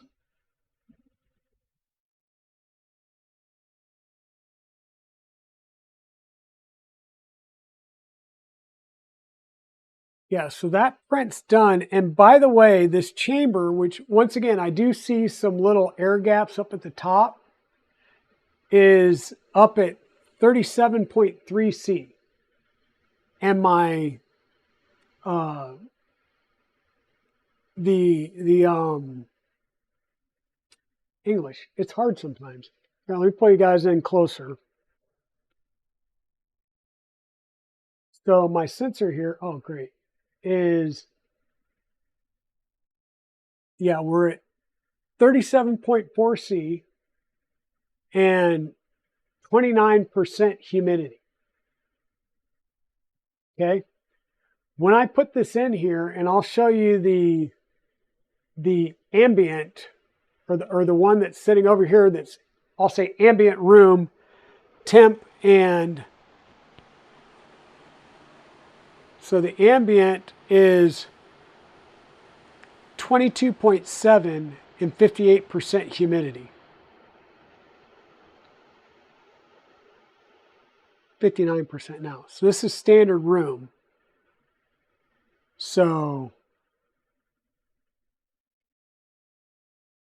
yeah, once again, Turtle, it's, the issue is my panels, I cut them really, really tight. Like I literally measured between the, gap to gap, and I apparently cut them to where they are exact. So putting the clips on, my panels themselves, if I shaved like if I did an eighth off of each side, like one short, one long, that will give me another 1/16 of an inch gap on each side to play with, and they wouldn't bow. Yeah, that's exactly right. They're bowing. So I'm getting around the bowing by just adding more clamps to the sides, so there's not enough room for them to bow out and leave a gap. So yeah, that's the issue, is I just need to trim my panels down, but then again, they have foam on them now, so if I trim them down, it may get ugly. But that, and I'd have to take all the panels off, which I could do. I just want to be lazy right now. Yeah. Yeah, so if I cut like 2 mil off of each side, it should solve the bowing issue. Right. But yeah, it is what it is. I could take all the panels off and take them down and try and cut them, possibly shred the heck out of the foam, and then have to do a cleanup and take all the foam, clean all the foam off and redo all the foam. Or I can just print out a couple more clips. So yeah, we're at 37.5 C right now. We see about opening the door.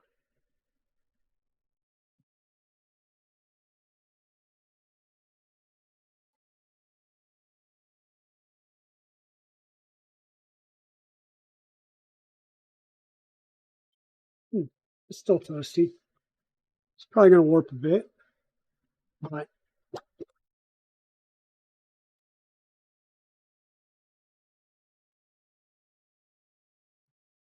and once again, I really like that this bed has those M3 slots in the back for registration pens, basically. That works out really nice. But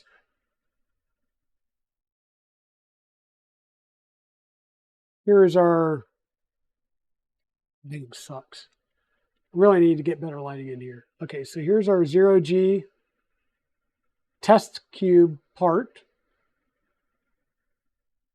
So we get our Y there, and no stringing, or no stringing, no ringing. No, we got a little bit of ringing.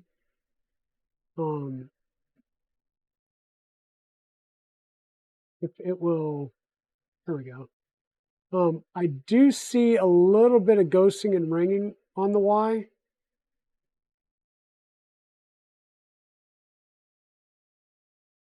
It may not show up in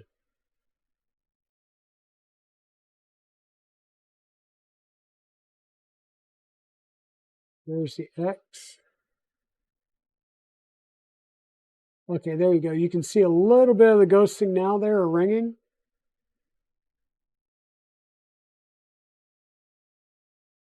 But it's on the Y, and I'm not seeing it on the X. So this little part right here will not print. I believe that's a single wall. That will not print right if your first layer is not 0.2. And I believe, help me through here. It's a M5 dowel pin on the side and the top, if I remember right. Oh, I'm like, what did I do with my dowels? Because I know I had extras.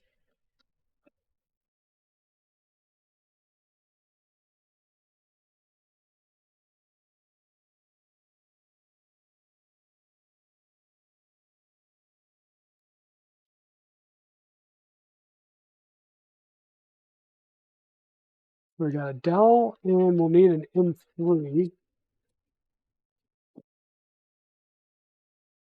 Hey, Britt, how are you doing tonight? Hope you're doing good. So this is our first ABS print, and it's a I'll say a calibration slash tolerance cube, and we printed it in our Sparkle ABS. It came out really good.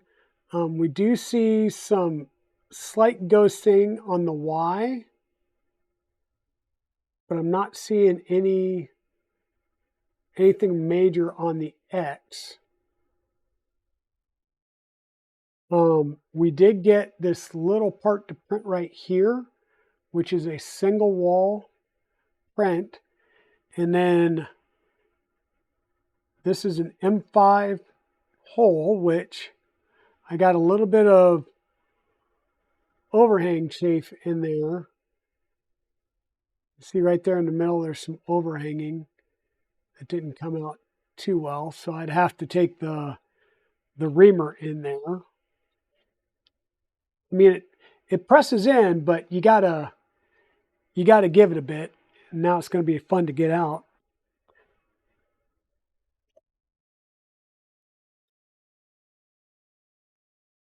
Like I said, it'll get in there, but it's just a little bit tight because of it looks like it elongated maybe just a little bit.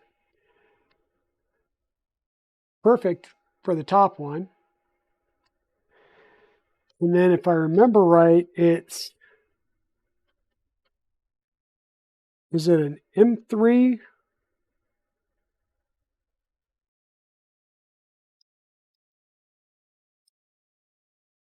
So M3 pushes through.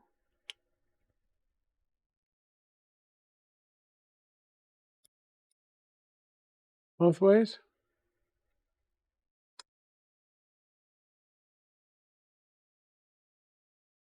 I am happy with that height, Turtle.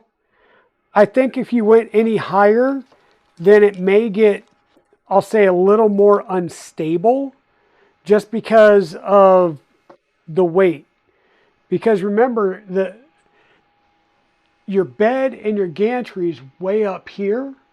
So if you keep raising stuff up, you still keep, I mean, your weight's here, but you still will add a little bit more mass higher up. I don't know.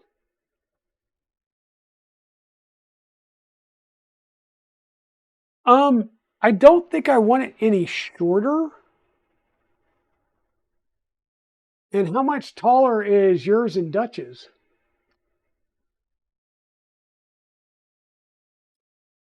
So how you doing tonight, Britt? Hopefully you are doing well. Look at that. Let me grab this.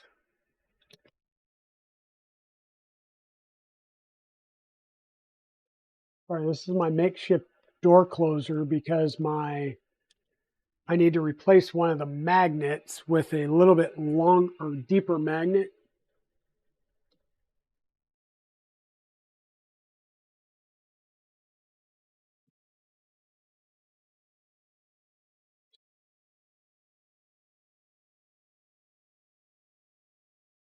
I'm doing that just to keep that door corner closed so I'm not losing as much hot air.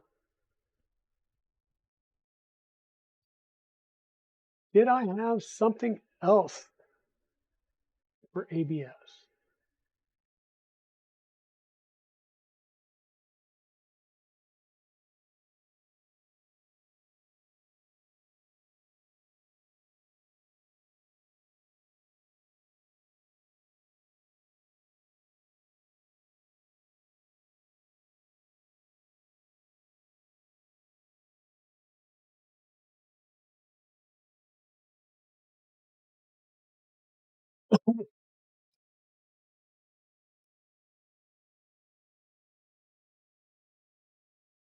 I am about 100% sure that I did not put the magnet in backwards.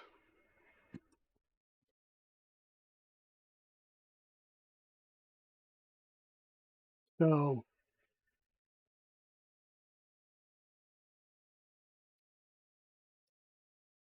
got some 6x3 magnets.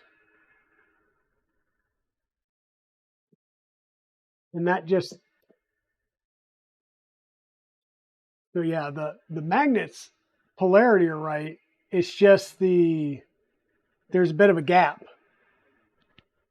So all I need to do is swap out the one up here in the frame for a 10-4.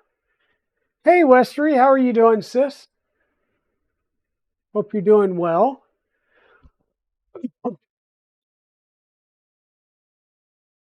Okay, so maybe like another one or 2040 size. Okay. Thank you all for coming in. So we've just been trying out ABS filament on our printer here. So we finally got the door closure done for this printer. I was waiting on some, oh, goodness gracious, flathead, flat or countersunk screws for the magnet holder for the door latch here. And once I got those, I was able to get my door in place and sealed. So now I'm fully sealed up and I can run some ABS. So we were doing an ABS test print. Other than that, I have been printing out a bunch of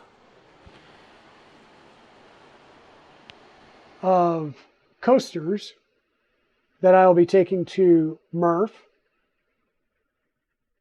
as, you know, table favors that people can grab. And so I just run PLA because I didn't have the enclosure completed yet. Now I have the enclosure, so I can do some ABS prints on this and make sure that I'm good to go for ABS before we go out to MRRF. Because I like to print some ABS and some PLA stuff while we're out at MRRF with this printer.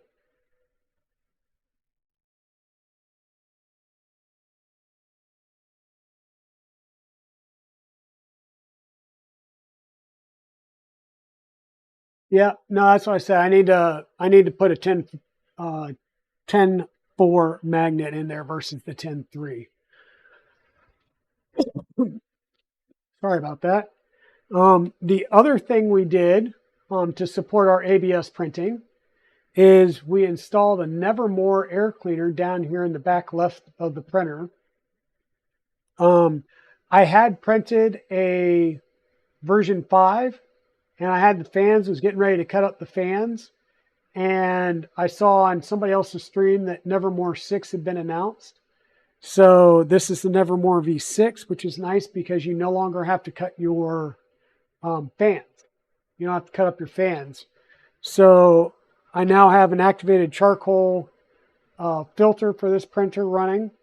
And I've got another one built. I just need to add 4 more magnets to it now that I got my other magnets in today and get it physically installed in the Voron 2.4 that will also be going to MRRF with me. So we're just running a few prints, and right now it's going through and doing its Z-tilt adjust, and it's going to probe the 3 different points on the bed to get the bed at the 3 points to be in a flat single plane or within specific tolerance. Then it will come back and do another home, and then it'll do the bed mesh for the part of the bed that it needs to do the print.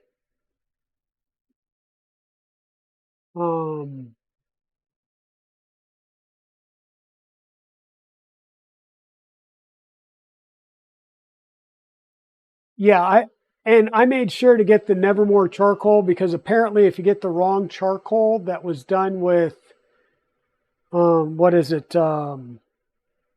It's chlorine or ammonia based, right? It'll actually rust all your stainless steel parts and corrode them, or I guess not rust them, but corrode them. Yeah, I got a couple of bags from, I think it was probably Fabrico, when they had them, and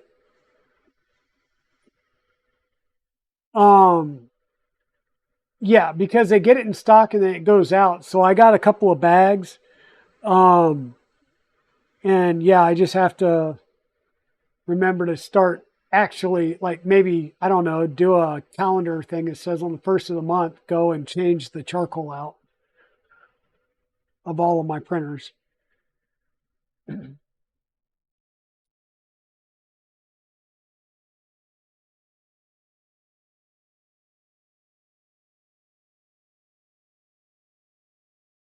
Yeah, so right now the tolerance is at 0.0021 between the 3 points, and it just now finished, so its final tolerance,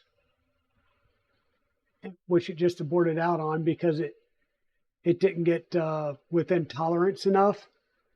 So I'll just reprint, or I'll hit reprint and it'll go through and start over. But I have my tolerance set really, really low for a BL Touch, and I'm normally able to hit it. I will probably have to raise it back up some when I go to MRRF, because I know I'm going to be on some rickety tables.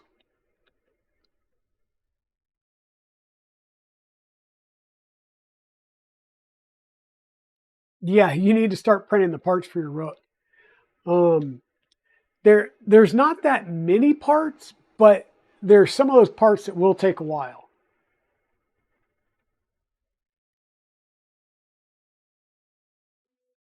Yeah, if you've got a cheaper spot for more bulk, I may need that hookup, Chewy. If you can send me a DM or something on Discord, that'd be great.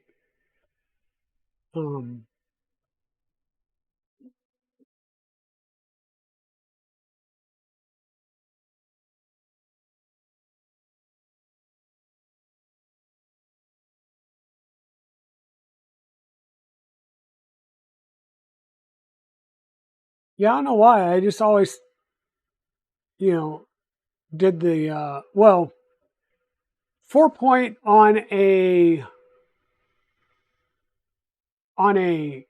triple lead screw setup, to me, doesn't necessarily make all that much sense, because how do you actively compensate for the 2 back corners if there's not points there, right? And so it just hit the tolerance. So between those 3 points, my it just hit 0.00125 millimeter difference. And now it's going to go through and do the bed mesh using clipper adaptive mesh and purging. So it's only going to mesh the part of the bed that it needs to for the print, similar to what the Mark IV does, the Prusa Mark IV does.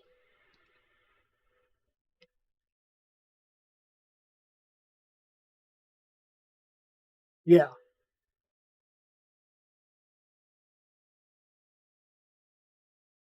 Okay. Well, and like I said, I'll say ratcheted up or lowered the overall tolerance um, to see if I could do it with a BL Touch in an enclosure. Because everybody says you can't do that with a BL Touch. And who knows? Maybe I can and it'll crap out sooner. I don't know. But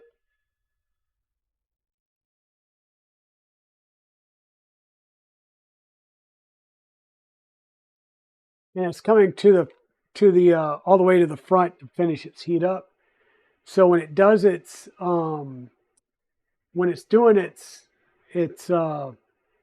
home Z tilt adjust and bed mesh, I've got it configured to be at the full bed temp, which is ABS. I'm running 110, but it's only 170 on the hot end because I don't want to have it oozing all over the place as it's doing its thing.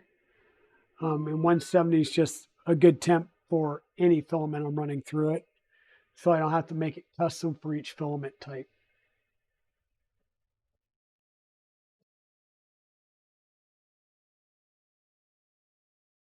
Yeah, my current height map tolerance or range, I will say, is 0.031 millimeters. So,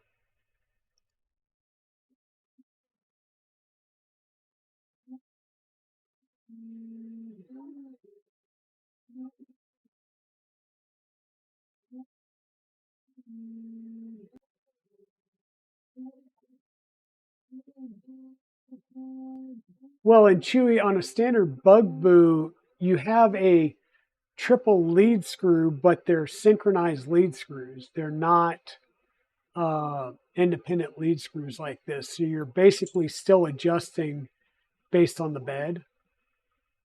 Um,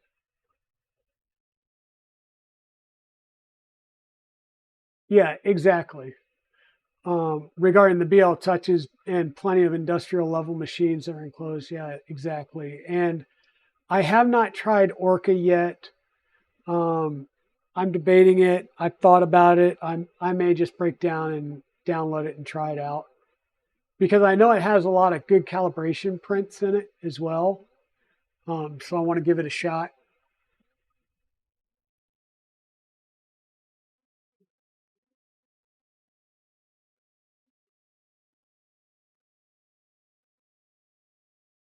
Correct, turtle. But at the same time, it's not trying to calculate the full bed mesh across the entire bed. It's only trying to account for the bed mesh and the part that it's going to print on.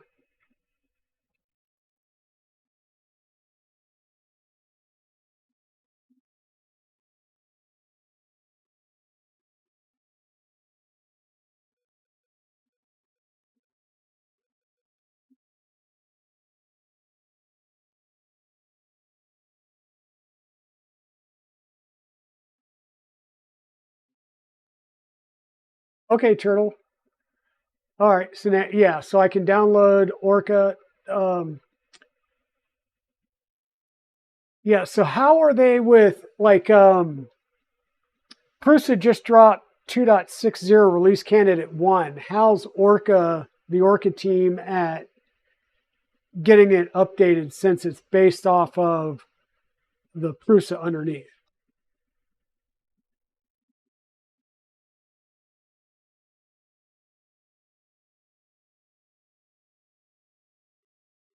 The speeds will scare me. I don't think they will, but I'll give it a shot.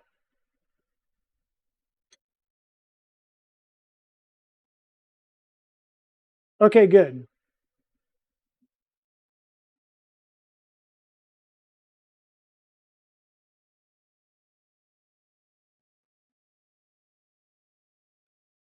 Okay, good.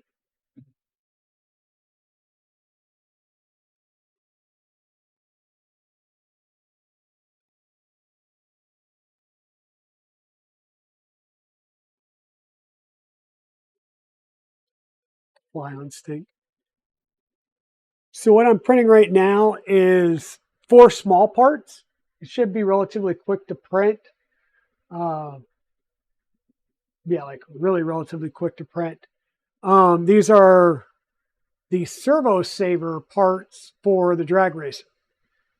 If I remember right, Scott said to print these out in ABS because, yeah, if you don't, you could jack up your servos, and it gives a little bit more than PLA does.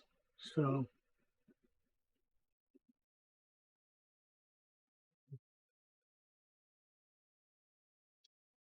yeah, I'll have to give Orca Slicer a try, and since you've got a profile there, I'll download those profiles.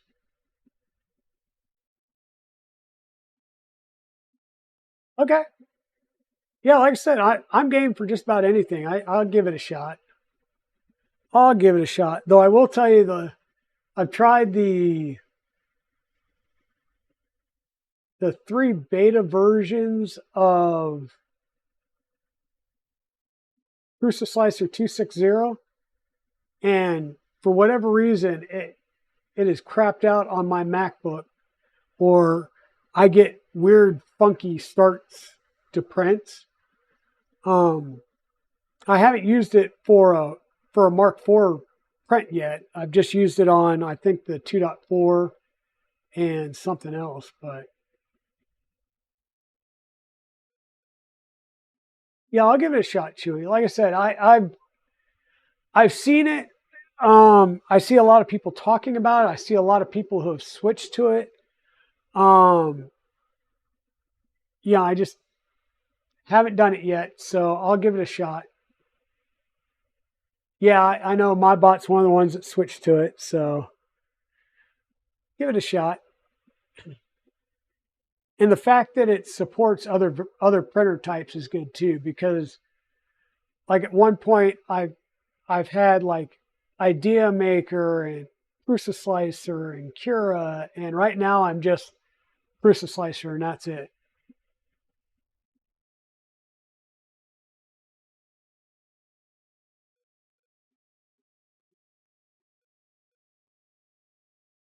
Yeah, and that's the nice thing is being able to like, oh, I need to print all the parts for this project, and you can go and slice all the build plates at once and then just run through them.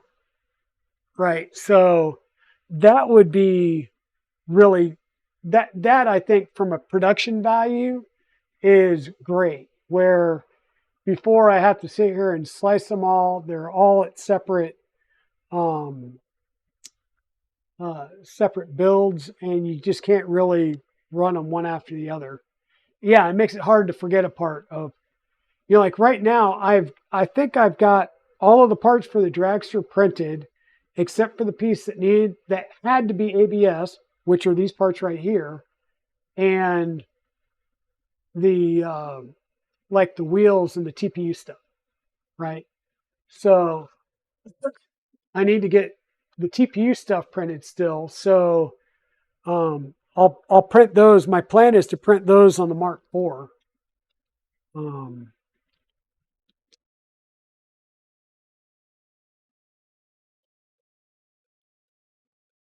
yeah,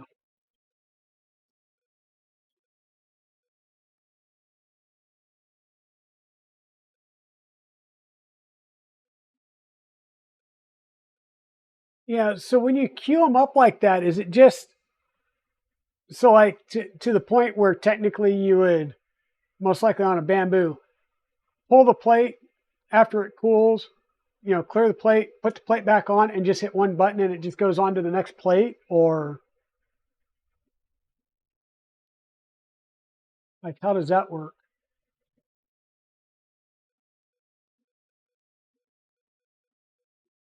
So chamber temp wise, we're holding good at 37°C at 27% humidity. So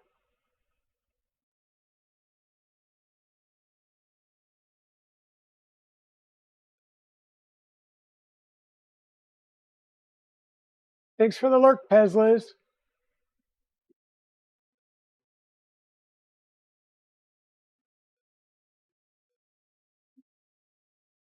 Yeah, so Westry, what are you up to? Were you going to stream tonight? Or are you even still on, or are you streaming? Ask that question first because we saw something about a stream, but I didn't know if you were streaming tonight or not.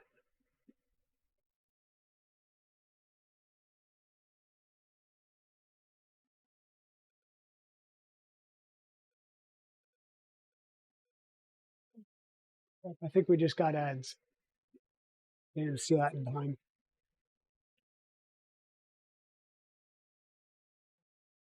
Yeah, definitely printers are going with me. I need to start trying to pack. I think all the printers are going to go into the truck, and then other stuff will go in the truck bed, which is at least got the tonneau cover. But luggage can move around. I don't want printers moving around on me.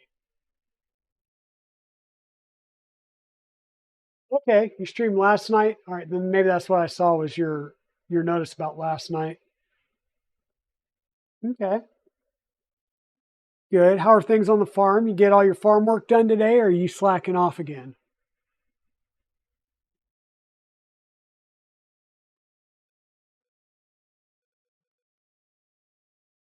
Uh-oh, updating things on your resume. It's always good. It's probably something I should do. It's about that time of year. I try and update my resume like every 6 months at a minimum. Just because. Yep, I called her out. All the horses were enjoying grass, so all I have to do is pee. Okay. Okay. Okay, Britt. So now that I called Westry out, what are you working on tonight? You got any cool projects you're working off or working on?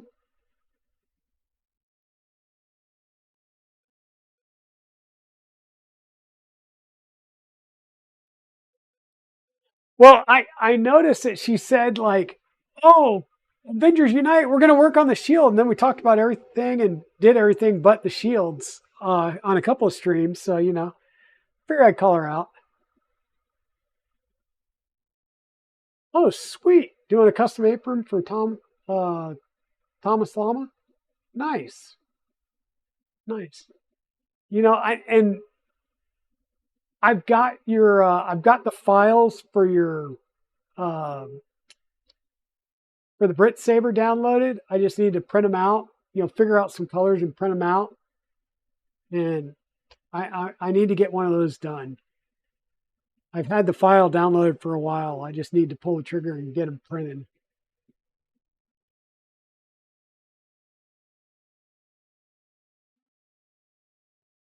You need me to dat it up over on your channel?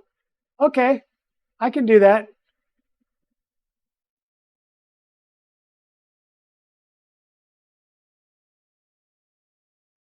Okay, so you finished printing and the initial assembly of the shield. Now you've got to actually do the fun job, which is like you said, fill in sand and paint. That's like saying I'm 80% done and 80% left to do. Yes, we know she is hardworking, and I'm giving her crap, but I know that she had one of her farmhand quit and left her in the lurch, so she's had to pick up slack around the farm and injured herself in the process. So yeah, definitely. Yeah, the more crap we give, the more she will like you. Yep, yep. And I keep teasing her that if she doesn't come to Murph, that I'll raffle off her Prusa Mini, but she knows I won't. She knows I won't. She's been dying for a Prusa, and she got one, and it was, let's just say I've seen Crealities in better shape than that Prusa was, but we got it tuned back up for her.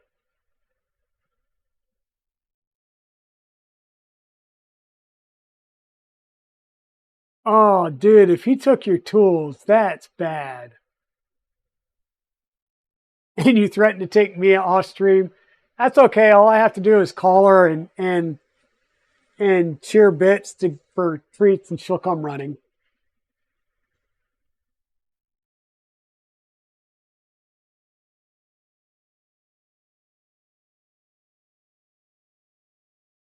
Yeah, it was definitely not a brand new inbox or like new. If that was like new, I'd hate to see what that person does with their printers. But yeah, no, I really like this printer. This was a fun build. This was a fun build. Um, the Vorons are nice and all that, and finally building a 2.4 and getting ready to build a Trident, those are great. But there's something about a build like this where I actually had to measure out and center punch and drill my own holes, tap my own holes. I like doing things like that. It was a little bit more to the start of this build to get the frame done, and then working and giving feedback to Turtle and stuff along the way. And Dutch. It was really cool, and those guys have been so great. Turtle and Dutch and Scott at giving feedback on both during the build and taking feedback on the build and stuff. It was great.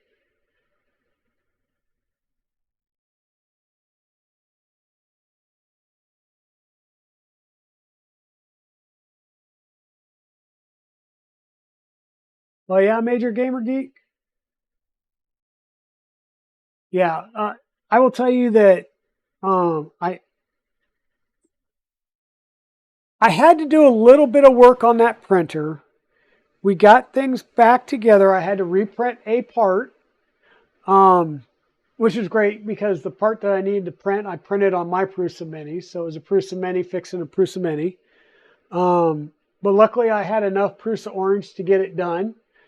And yeah, it's up and running. It prints great. And now, we just need to, you'll need to clean the build plate. You need to clean the build plate. And who knows? Maybe I'll put it online and print with it on out at the show before you take it home.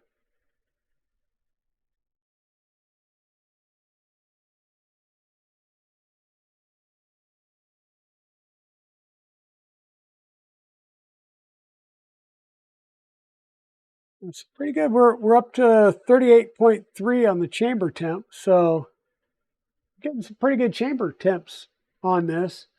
Um,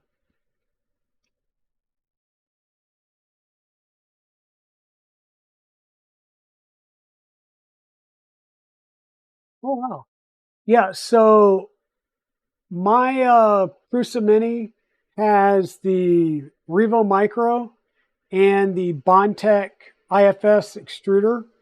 So I actually, physical replace of the extruder and move the filament sensor into the extruder housing. It's got some, the handle and the Z-brace bracket.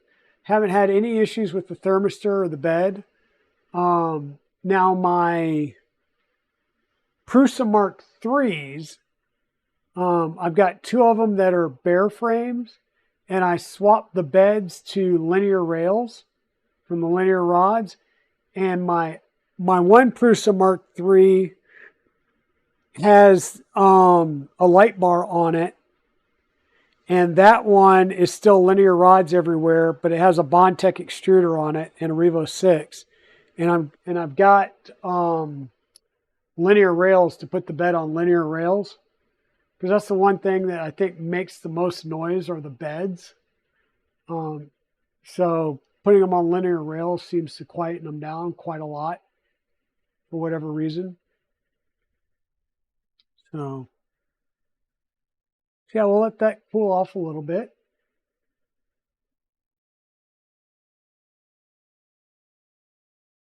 Yeah, did you do a so I take it you didn't do the actual Bondtech extruder though, but you did, yeah, there's a printed mod to do kind of the same thing. Nice. I also have wireless on mine. The only thing that annoys me with PrusaLink is every time I reconnect to the printer in the browser window, I have to give the I have to type in the access token key or whatever. It's the only thing that annoys me. If there was a way that I could save that in my browser so that it would recognize it, I'd be happy.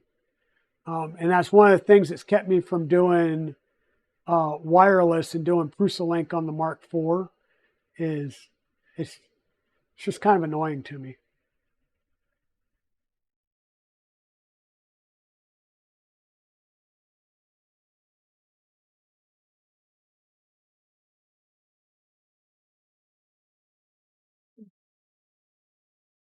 So with that said, I'll throw it back out there. Is anybody else working on any projects this evening that they'd like to talk about or discuss? Or do you have any questions on this printer, being the ZeroG Mercury 1 with the Hydra kinematic bed mount, which is kind of like a triple lead screw setup, sort of like a Trident, if you're familiar with the Voron ecosystem. But it's 3 independent lead screws riding linear rails, and then each of the arms that the bed physically mounts to is on a MGN 9C 100 millimeter rail with a console ball on it so it can move. So I can really make the bed cattywampus and then use Z-tilt adjust and it'll correct itself.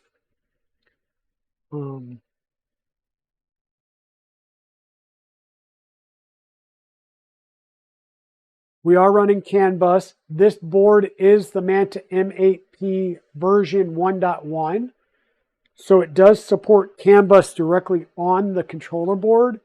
I chose not to go that route, partly because I wanted the setup to be very, very reminiscent of the one I have downstairs as much as possible to limit the different variations I have to deal with.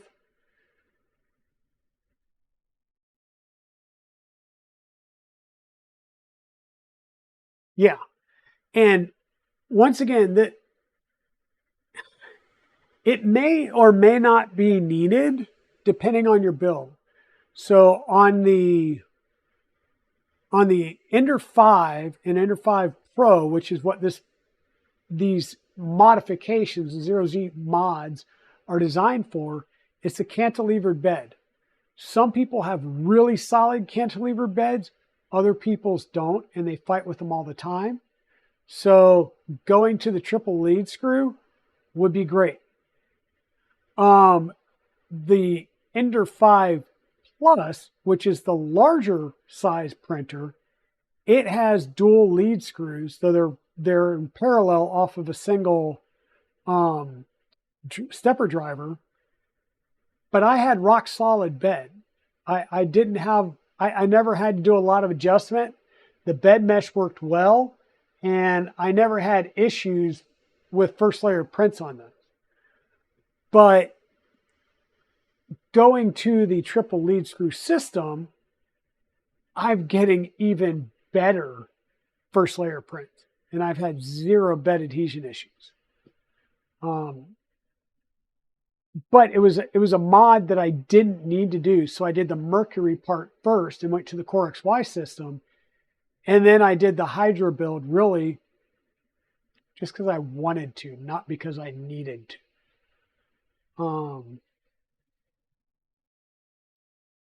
So what's reading the temp in the enclosure? Right now, I'm just using a standard,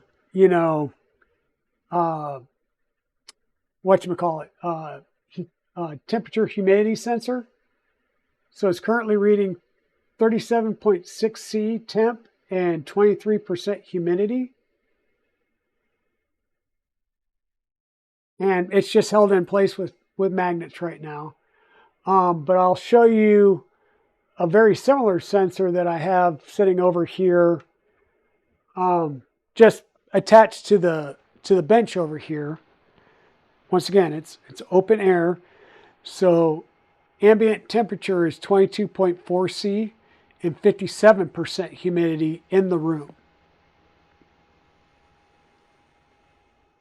So yeah, and eventually what I'll do is I'll put a, I'll probably start with just taking a generic 3950 thermistor, glass bead thermistor, and installing it somewhere on one of the back pillars, and just, maybe over here in the corner, install it and route it down the corner and through the base, because I can hide it that way.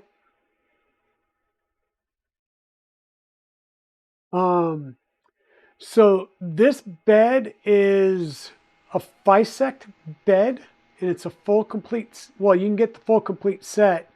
It's off of AliExpress, and I believe Fabrico sells the build, the bed, just the Mic 6 bed. I don't think it has the heater or the build plate surface on it.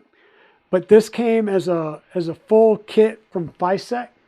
And the nice thing about this bed is in the back, there are provisions. There's like little winglets for provisions, and you just put M3x8 screw and just screw it down on all four places in the corners, and it lets you register your build plate. So there's no chance of going too far, not far enough, or off to one side.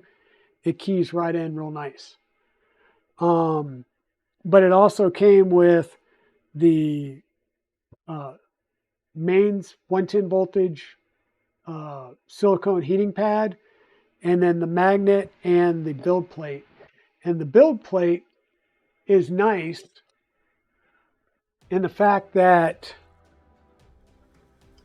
it's double-sided. So you've got the textured PEI on one side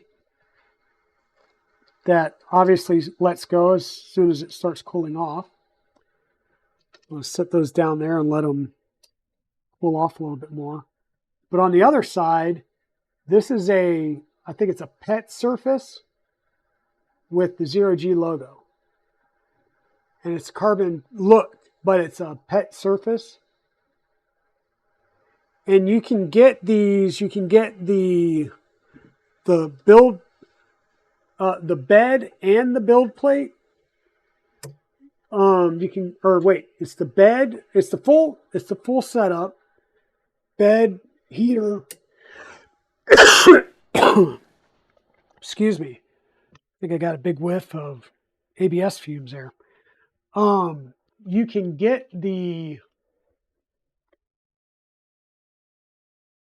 Mic 6 build plate, the heater, and the print spring steel surface, or you can get the bed and the heater, or you can just get the magnet and the surface, I believe, are the three packages, but they're all on AliExpress, and they're all from FISEC.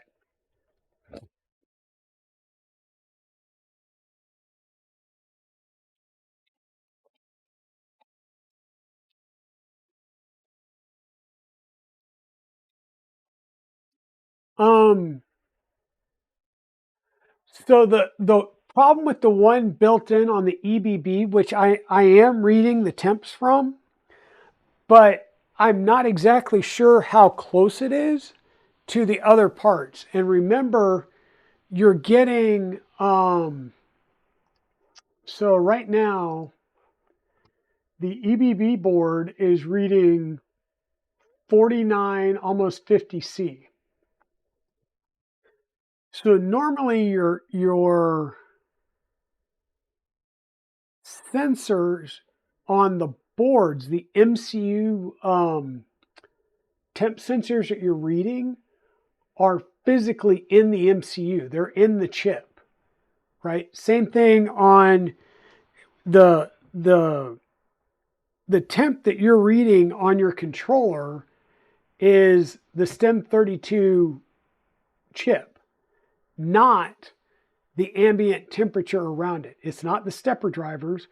The same thing about the one that you're reading on the, so right now the temps that are being shown, let me switch over here, and as things are starting to cool down, the Manta M8P is reading 48C, the EBB36 reading 49C, the Raspberry Pi is reading 55C, and this hygrometer thermometer that I have here is reading 35.8C for the chamber.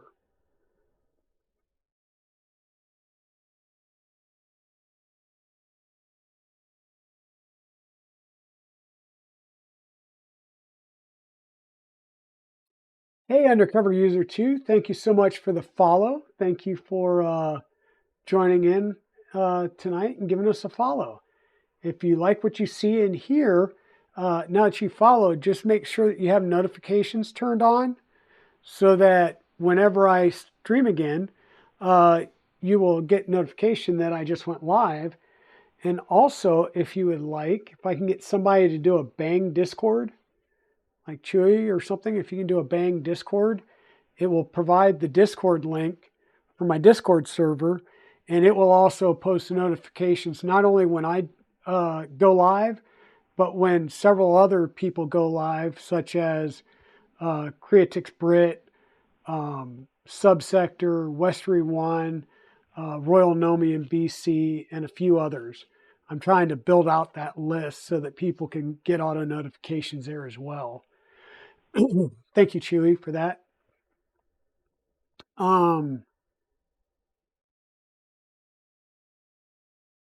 Yeah, so that's the thing. There will be a difference between the EBB36 chip because it's the temperature reading is actually coming off that STEM32 chip itself.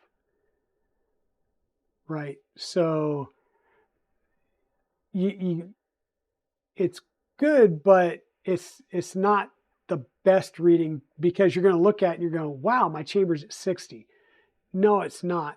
The chip is at 60, but the ambient temperature in the printer most likely is not. Whoops. Let's see. Do we want to print anything else? Like maybe let's see if we can print.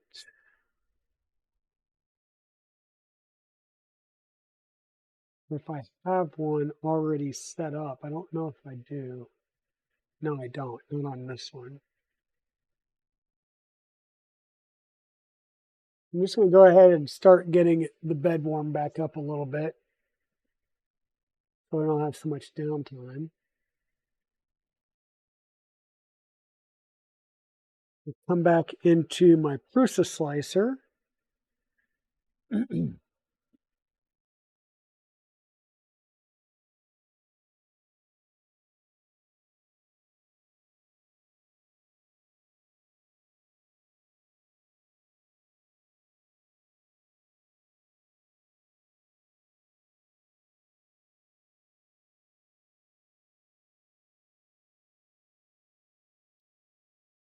There we go.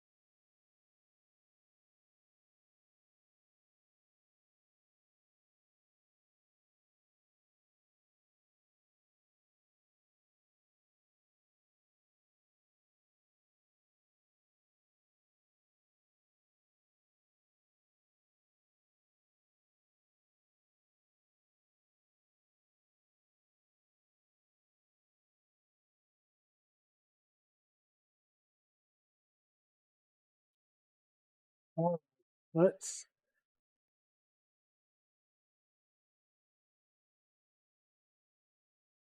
try this.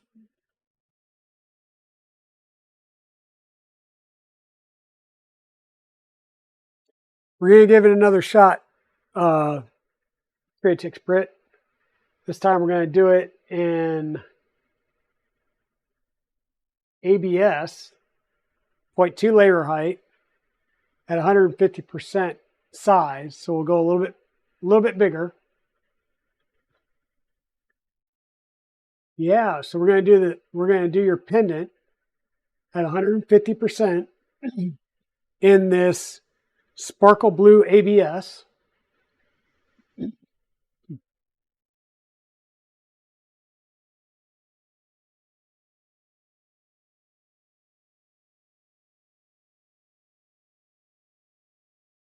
Oh, okay, Chewy. Yeah, my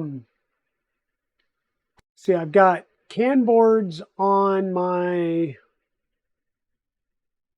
ZeroG downstairs, on Blue Dragon, which is one of my Enderwire builds, one on the 2.4 behind me, and then this printer here. So the 2.4 and this one are obviously enclosed printers. The Ender wires, both Blue Dragon and Red Dragon, are currently open, though I may actually go and get some more acrylic and print panels now. Yeah, I'm telling you, I like this pendant, Britt. It's really a cool looking pendant, but the shape also lends itself well to, you know, not necessarily tuning in certain things, but just testing out the new printer and seeing how things go, because there's different sizes and shapes to it. Is your first layer good? If your first layer is not, it's probably going to pop it off. Is your your temperatures right? If your temperatures aren't right, it's probably going to have some issues and pop it off again. I like it. It looks cool. So.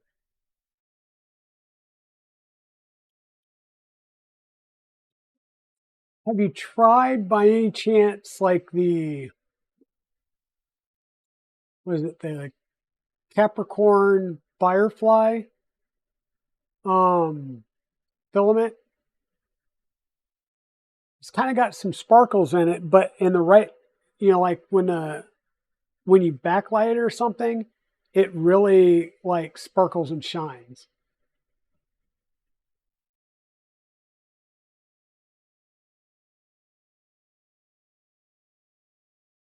The Capricorn, it's a Capricorn Firefly, I believe. It was one that Royal Nomi showed off a lot. It's really, really pretty colors. She did some nice prints in that. And of course, I'm slowly getting in all of my Polymaker order, because why not get a lot of Polymaker when Nick rolls into a stream and drops a 49% off coupon for 30 minutes. You're like, oh crap. So I got a bunch more of the metallic red, metallic blue, some TPU colors, and some more, or some of their Starlight colors. So let me see. I think I got some over here.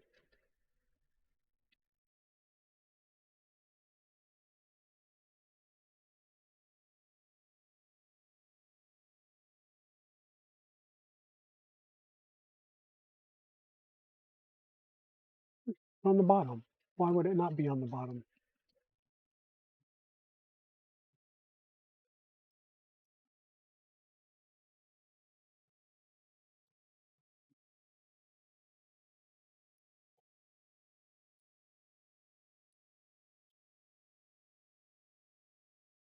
I don't have one open, but I will open one.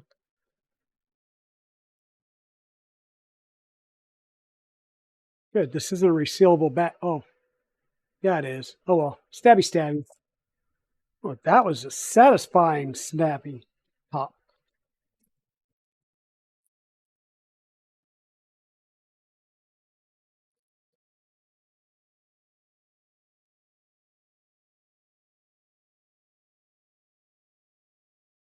So this is the Firefly Blue.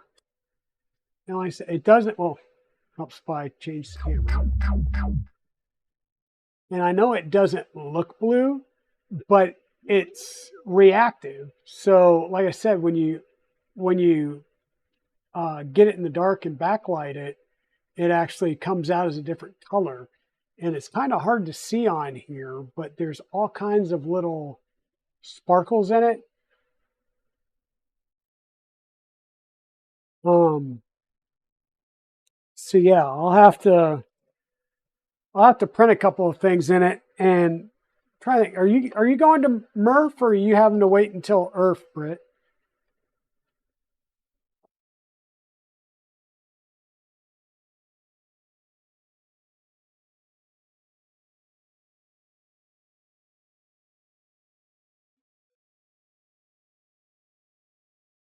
Well, I can definitely. I'll print a few of these and bring them to MRRF for you in this Firefly filament. Maybe get you some pictures of it as well. I want to say they had a Firefly blue and a purple, I believe.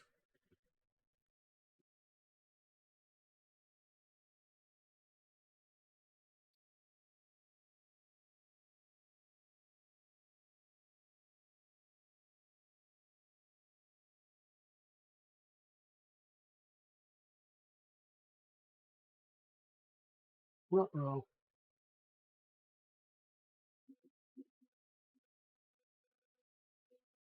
Yeah, I'm probably going to adjust the tolerance up some just so I get less failures like that. I'm just trying to push the tolerances or the so the tolerance between the 3 points I've got like really really low. Um, it really doesn't need to be that low. I'm just trying to see what I can do with it.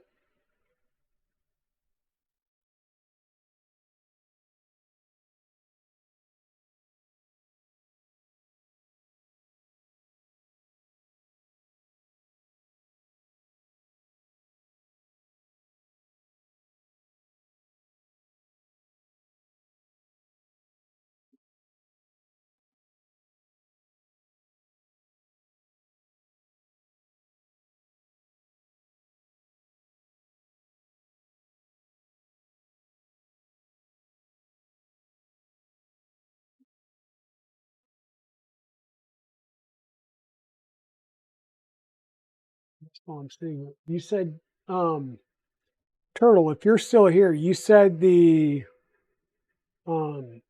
Orca slicer configs were in the slicer channel.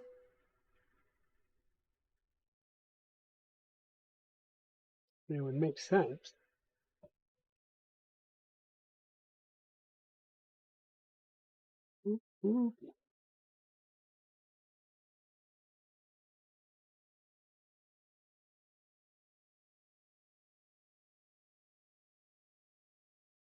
Sorry, that was my air pump because I just downloaded um, my serial number plate for this printer, which was just granted right before the stream.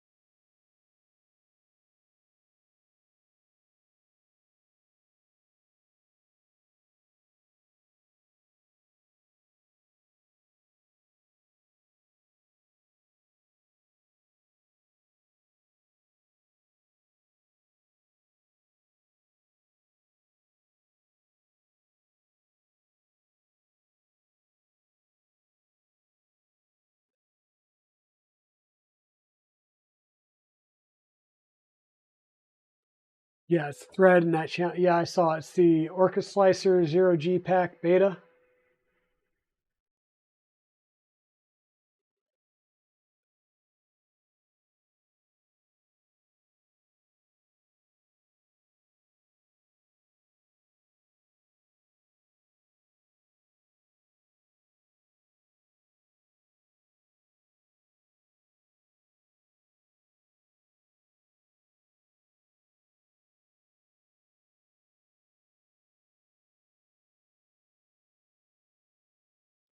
Yeah, I will run that through.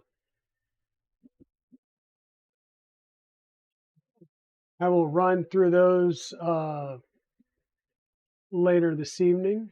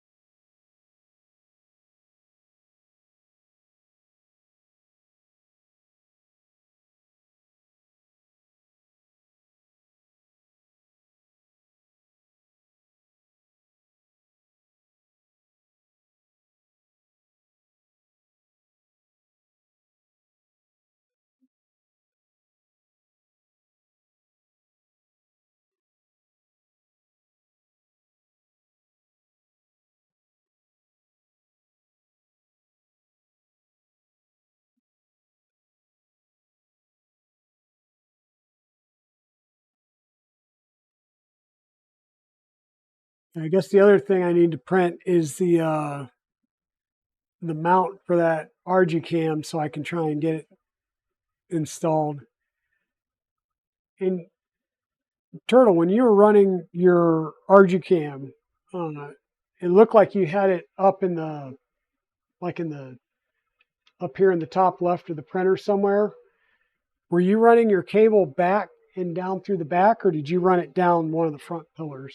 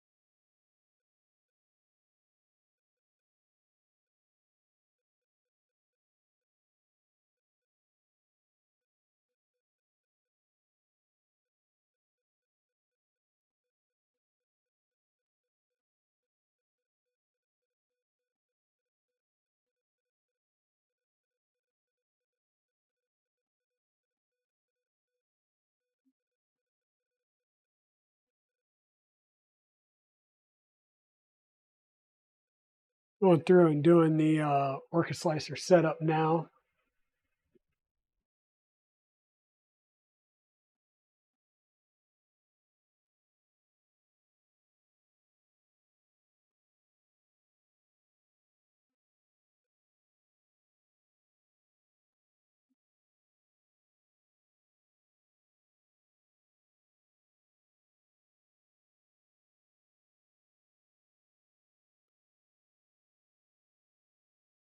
They actually have quite a few different printers in here as presets.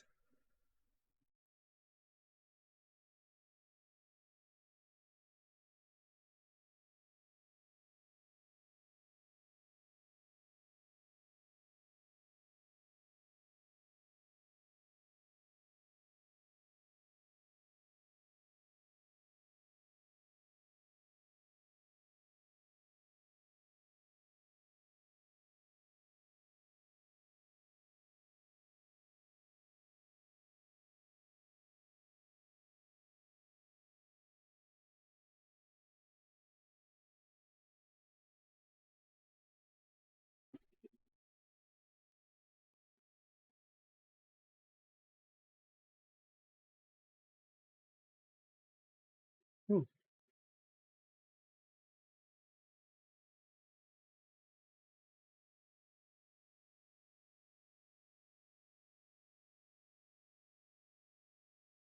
Had a dog take over the lap. Um, your camera mount, right? I think I've got the same RG cam that you and Scott are using, and it looked like you had it mounted somewhere up here in the corner. Um, how did you route your cable? Like, did you route it down, over to the back and then down through the back, or did you route it down this front pillar? Yeah, it's the one with the night vision. Yeah, it's that RG cam B0205.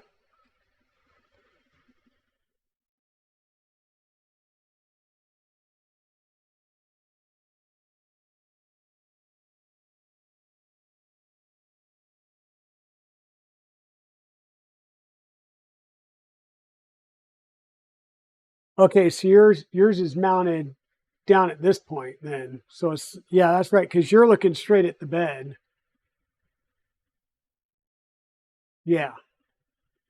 And seeing as how my USB is on this side of the printer, unless I got a lot of cable, it might be better to kind of put it up in this area and then run it down the channel of the enclosure frame and then over, because I could whittle out a little bit of the deck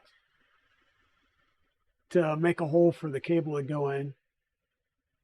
Cable's pretty long. Okay. Yeah, I'm taking it out. I just haven't kind of looked at it and mocked up the cable path yet.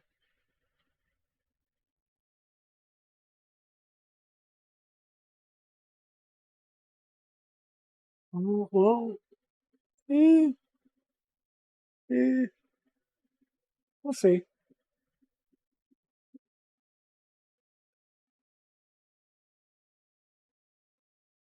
Well, you know what, Mike? This is looking awful funky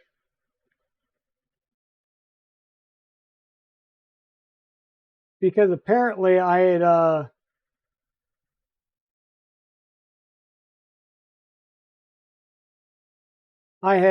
unlocked the scale factor. So rather than scale the whole thing in all directions, it scaled just to one side. So I'm getting an extra fat one going right now.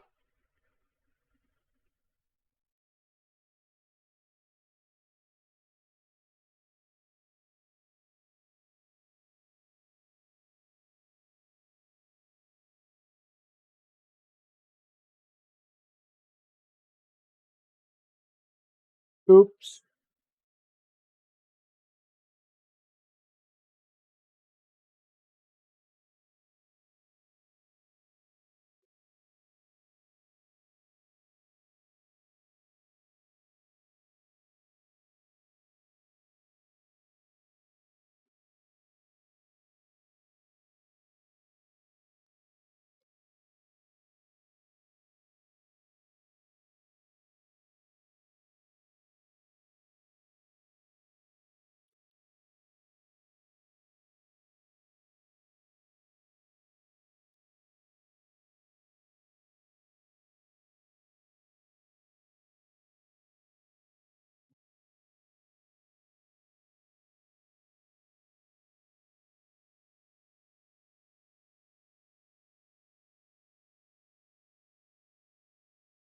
We'll get the correct one going now.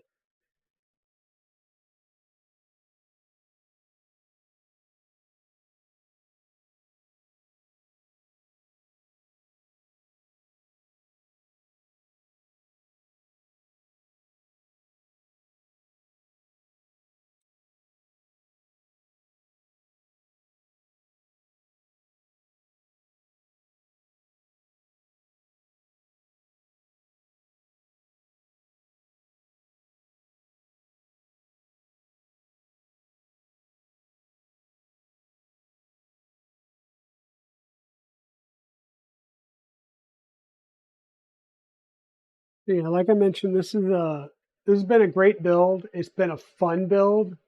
Not that any of my others hadn't been fun, but it's just I think with each printer build, I get a little bit better in my building, um, and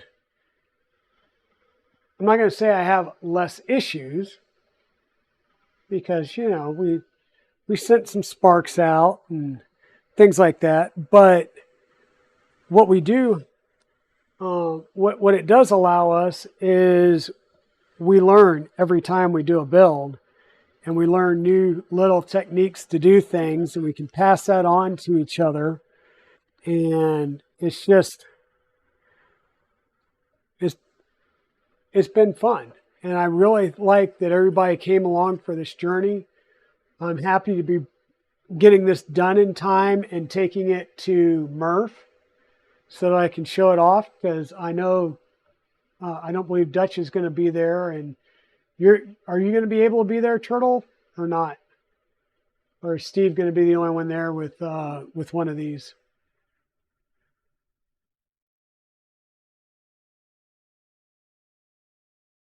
I don't believe Modbot's going, and I believe Steve Builds will be there, but I'm not sure if he's bringing the ZeroG. And if he is, then it's the actual Ender 5 conversion. It's not the beta frame build.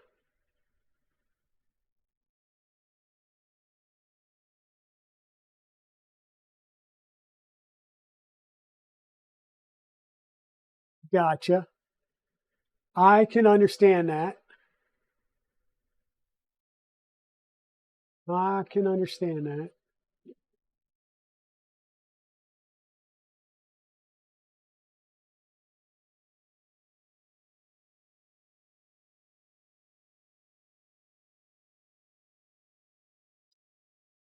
3 could be a handful.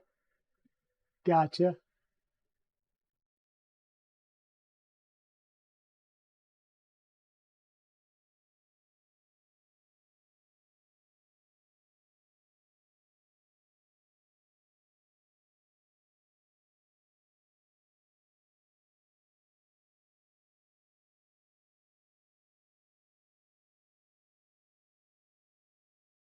Leave your dog, never bring her along. Oh, Chewy. More like bring your dog.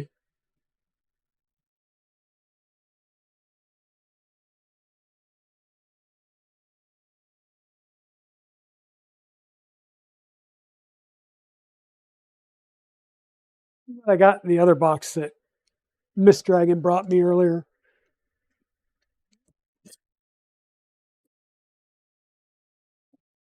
I believe it was the rest of the filament order.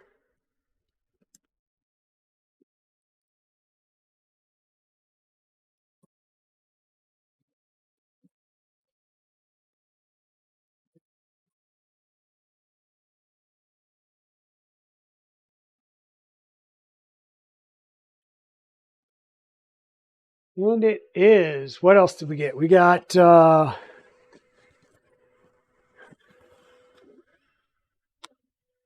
silver,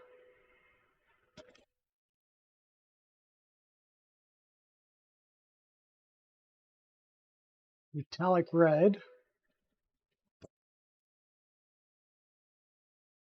and another silver.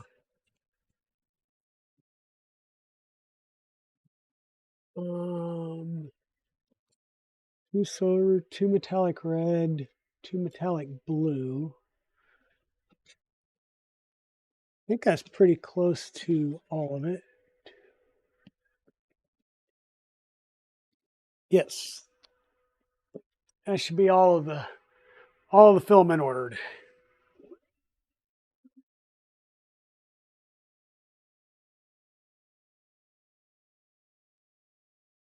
Too much energy to expect her to just lay down as. Oh yeah, yeah, that's definitely true.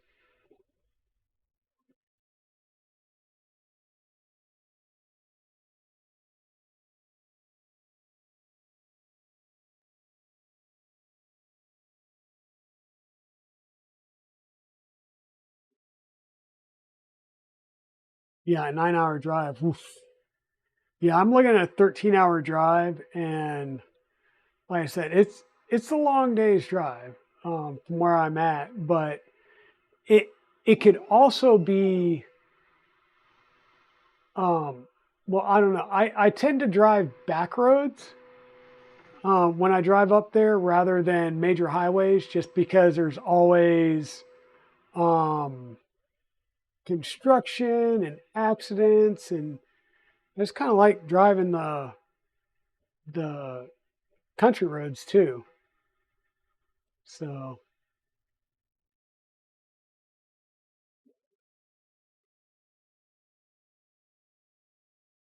oh goodness, so you got baby dogs. Yeah, that would be fun, Chewy.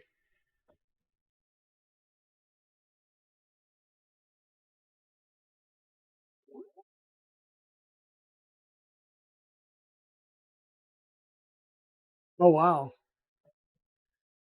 So I guess are you up north where they salt the roads and stuff then?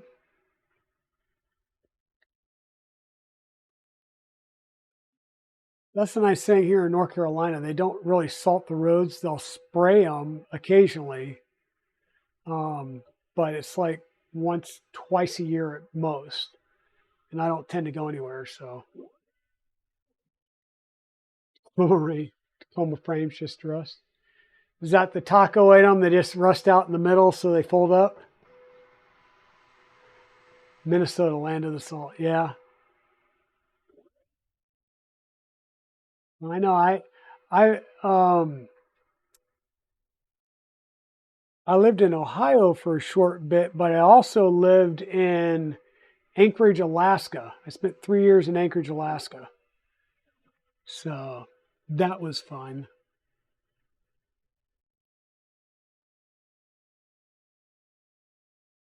Born and raised in Florida, never seen snow before. First duty assignment in the Air Force Base or Air Force was Elmendorf Air Force Base in Anchorage, Alaska.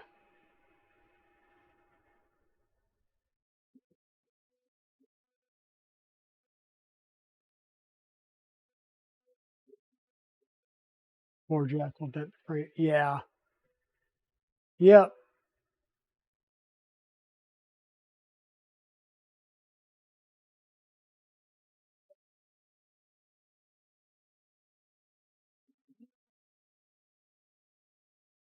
Everything needs to keep getting lighter. I mean, look at Ford trucks going with the aluminum beds now. And everything just needs to keep getting lighter so that they can meet the EPA standards for fuel economy and stuff. So one of the easiest ways to do that is to make the vehicles lighter.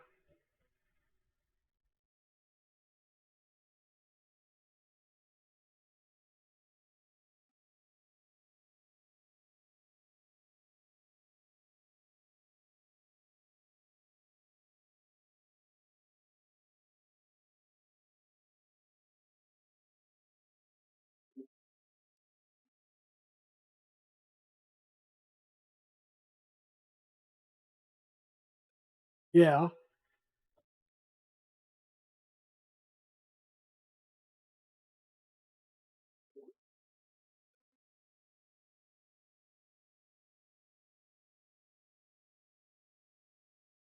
Okay. So they're making them bigger, but they're also trying to make them lighter. So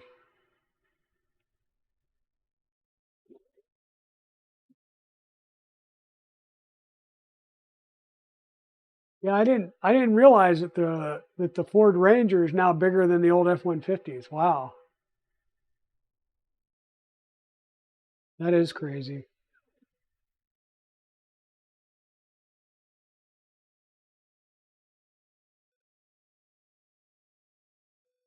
Some lawyer somewhere made some good money on that one, didn't they?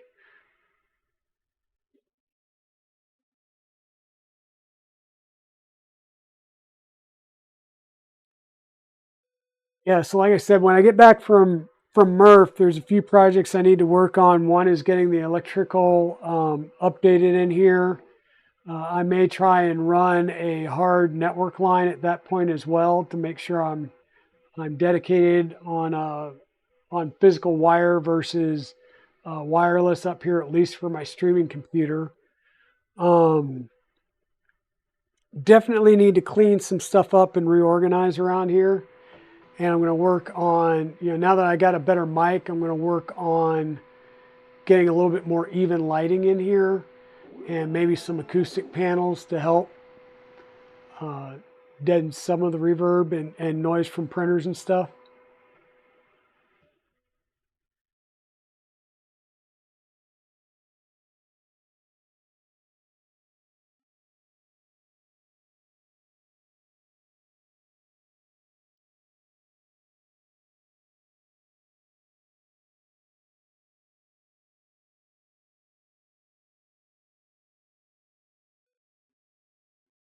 Yeah. My brother has I think it's a Dodge 3500 Cummins diesel dually with a fifth wheel hitch in the back. And when he starts pulling his trailer, I think he goes down into low single digits. Like it's more of how many gallons per mile than miles per gallon. It just gets ugly.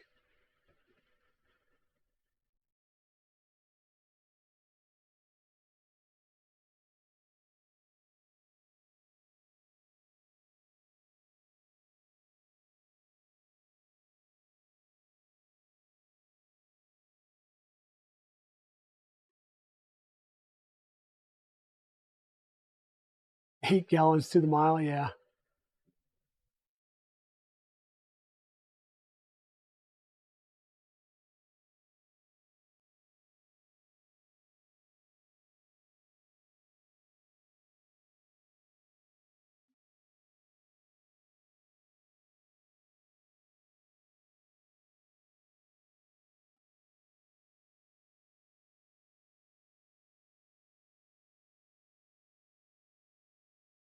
Oh yeah.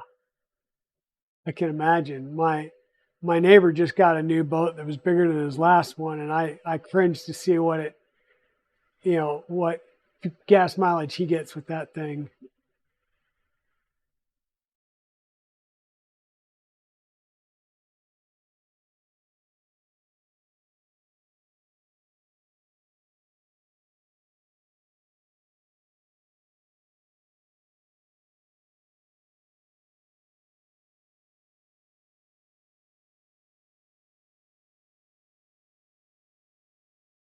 Yeah, I had a Tacoma V6 when I was in Colorado, and yeah, the gas mileage sucked.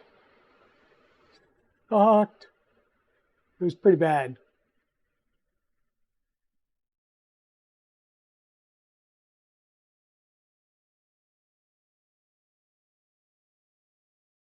Oh wow.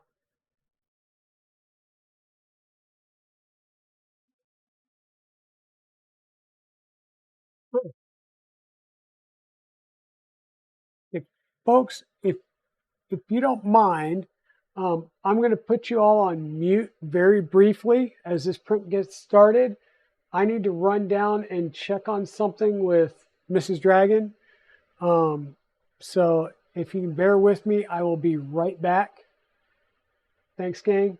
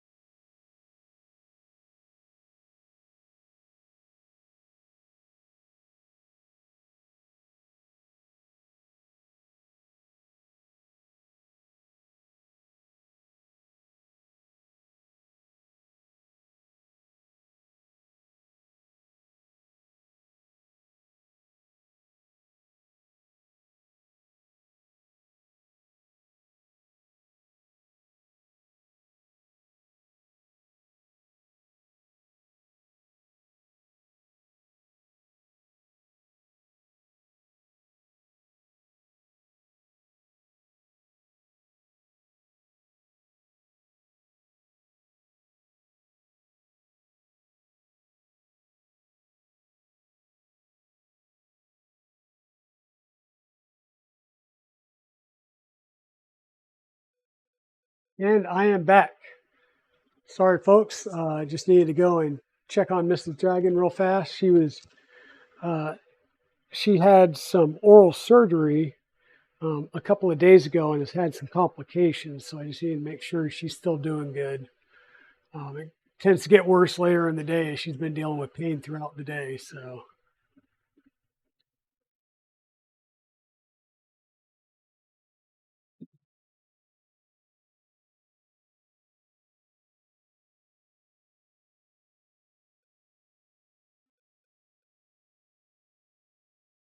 what does everybody think about this build? We've got Turtle Crawler here, who's one of the main guys. If you're interested in a build like this, um, definitely go out to the ZeroG Discord channel and hit them up and let them know how interested you are in this. Like I said, this will be a little bit more complicated than starting with an Ender 5 frame, but I think it's definitely a doable build for many people. Oh, thanks, Pete. Yeah, so apparently she had I guess the stud put in for a crown, and for whatever reason, her body was like, "Yep, nope, don't like that." So they had to go in and take it back out, and it's like her body still doesn't like it being out either. So not sure what's going on there, but I just wanted to keep an eye on her. So,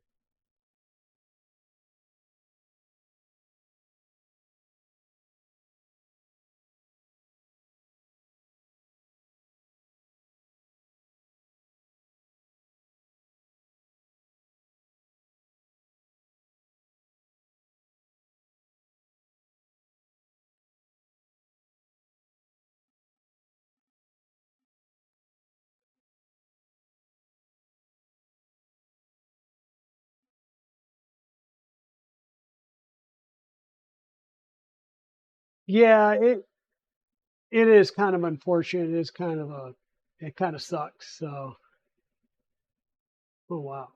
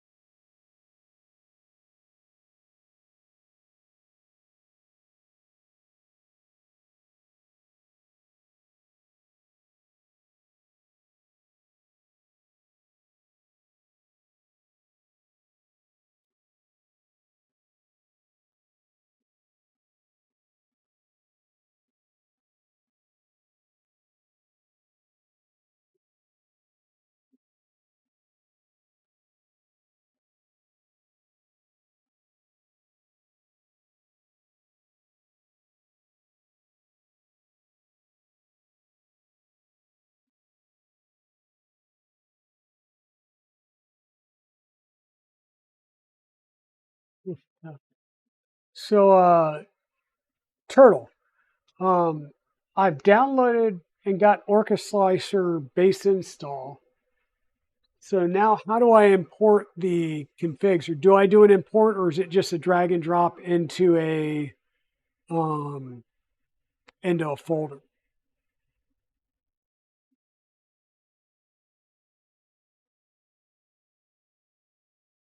Oh God, that's like normally my whole build phase, Timor, is oh crap, I forgot that. Oh crap, I'm out of this. I need to order this now. And um,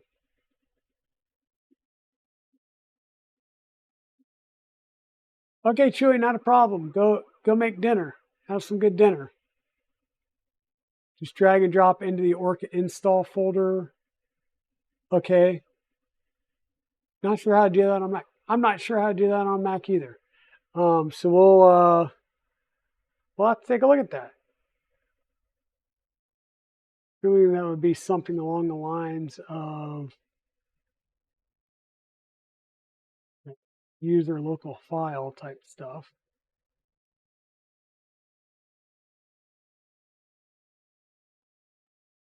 Applications.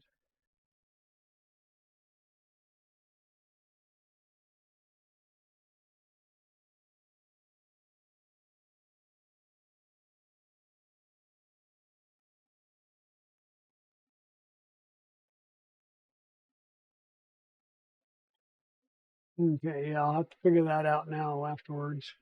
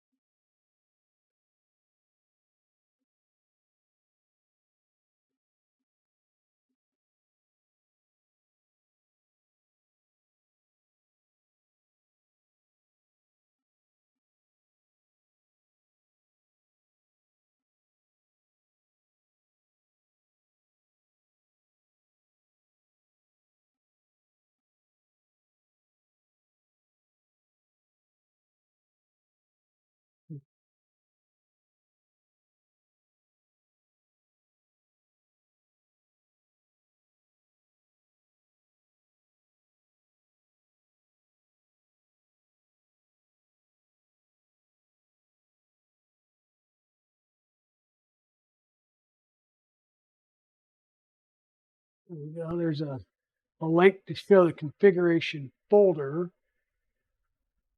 So then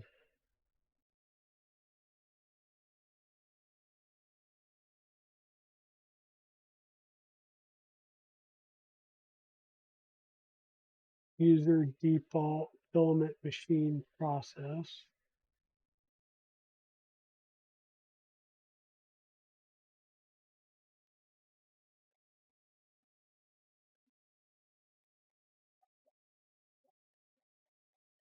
There we go. Location found.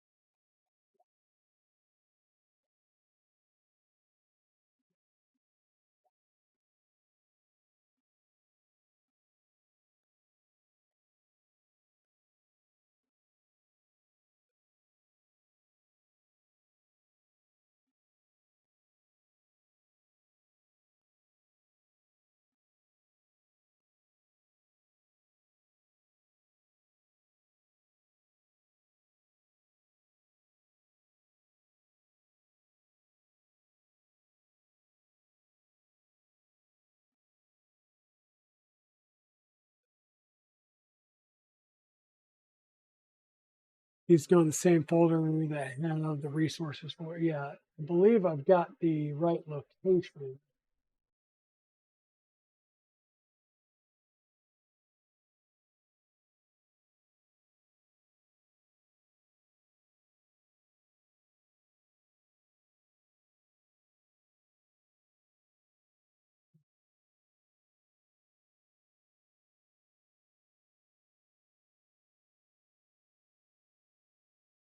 But Orc Slicer, go back into Orc Slicer, see if it shows up.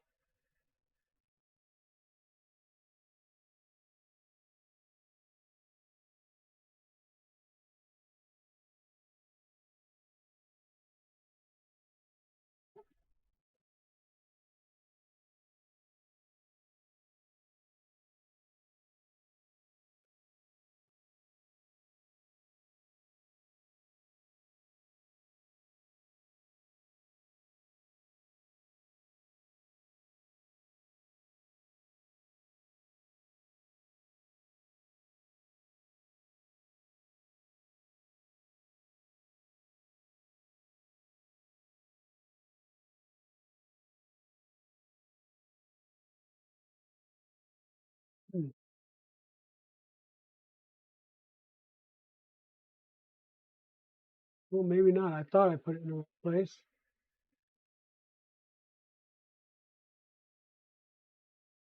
We'll see. I'll go through the help stuff later. Sorry. You're taking off as fast as a herd of turtles in the cloud of a heifer dust, Thea. Okay, Timor, take it easy. Um, I I don't know subsector. I just actually installed it, so I've never used Orca Slicer. I like literally just downloaded it, installed it on stream, and Turtle has provided a set of profiles for all the ZeroG machines. However, I need to figure out how to import those profiles on a Mac so that they work right. I use Mac as my primary. I mean, my streaming computer is a Windows box, but I tend to do everything on my Mac.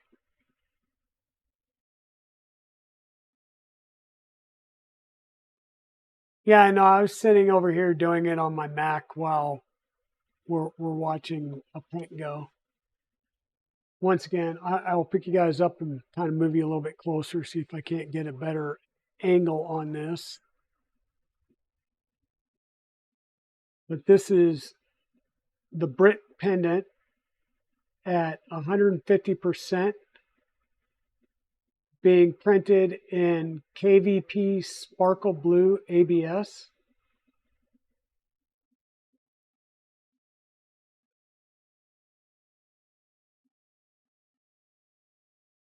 And this is going at a 0.2 layer height.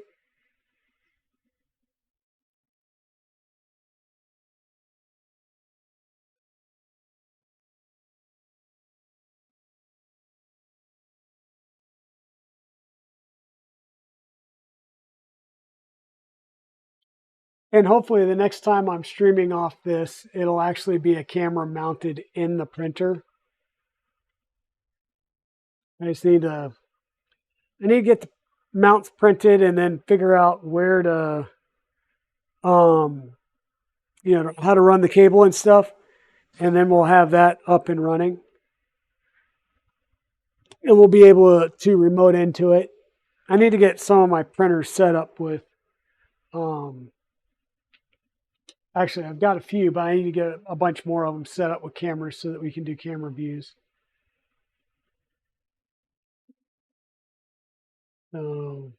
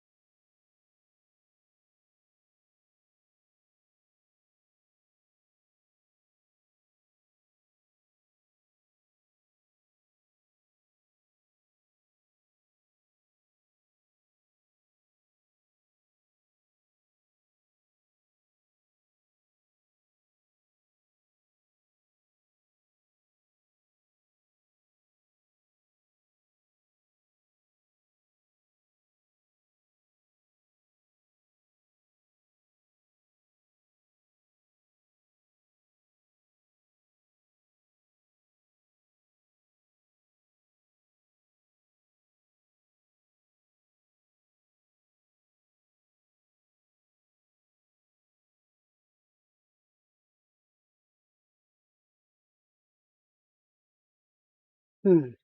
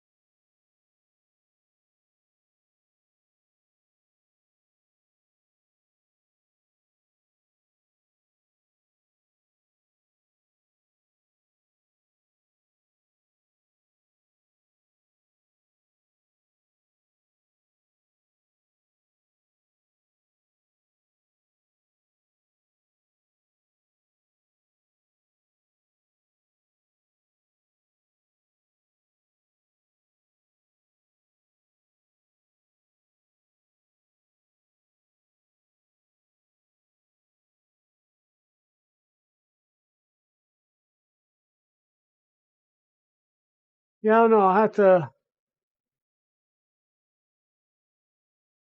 I'll have to do some research on how to import those settings into Orca Slicer because it looked like I set them in the right place, but even after a stop and restart of the app, it didn't show up. So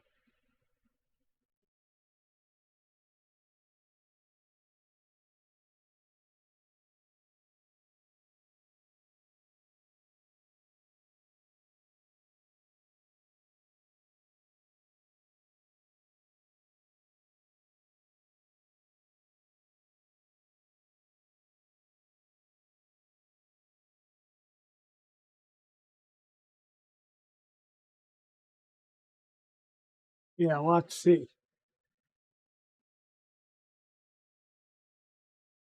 Well, and that's the problem is I'm streaming from a Windows box, not my Apple box or my Apple laptop. So I don't have a way at this point of sharing my Apple screen. And I'm pretty sure I could set it up on my streaming box right now. I just don't want to do the downloads and stuff while I'm streaming because yeah, I have enough problems with OBS dropping me out without giving it reason to.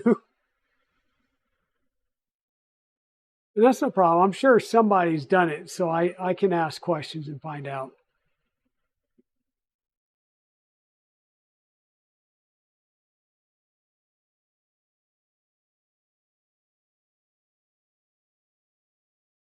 Exactly. I know ModBot uses Mac, so I can definitely ask him.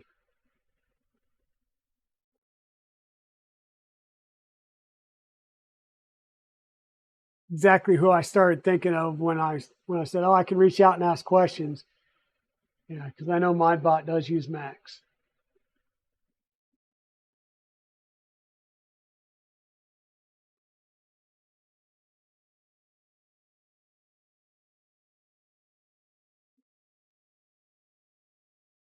Hmm.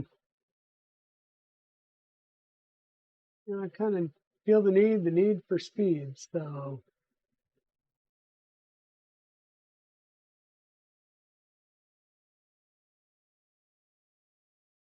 pick it up a little bit.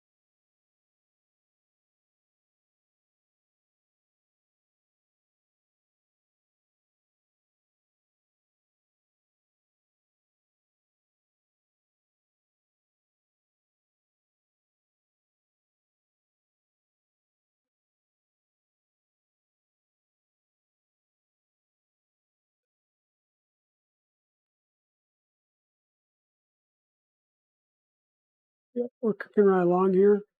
Um, and folks, it is actually almost 9 o'clock here on the East Coast. And I am starting to get a little hungry now after hearing people talk about going and making dinner. So I think I might jump out of here so I can go make myself some dinner and then maybe reach out to ModBot or do some work and try and figure out how to get Orca Slicer going on my Mac. So that's something I can play with throughout the week. Um, but thank you all for being here and hanging out for so long. Um, we've actually got ABS prints going, so that's pretty cool in and of itself. That was the next major milestone on this. We got our Nevermore going. We've got our ABS prints going. The only other things I need to worry about now are getting the camera mount printed and installed, which I'd like to have done for MRRF, but it's not a critical to have done for MRRF. And then, like I said, the putting the HDMI 5 screen on here, I'm just leery of doing it prior to going to MRRF because I'm afraid of breaking it and having an issue. So I think I will probably, the more I think about it, the more I think I will leave that off until I get it back home. And we'll get the, the display works. I've had the display working on it, so that's not an issue. I'll just need to look up how to, because I did have to rotate the screen for the mount, so I'll have to figure out which button pushes to do on the 3 side buttons to rotate the screen. But other than that, I think we're good and done. And this is just getting prints on it and getting it ready for, getting more prints on it and getting prints out of it for MRRF is where we're at now. So thanks everybody for coming on and hanging out. We will see everybody on Saturday. I will not be doing another impromptu stream this week because I've got a lot of work stuff that needs to get done. It's talent review season and rack and stack and things like that. So I'm pretty inundated with things at work. But I will definitely try and take some good pictures in better light of our ZeroG cube and of the pennant when it's done and get those posted up on Twitter and the Discord. Thank you all for being out here tonight. And let me go find somebody we can raid over into. Who do we got going or who's on right now?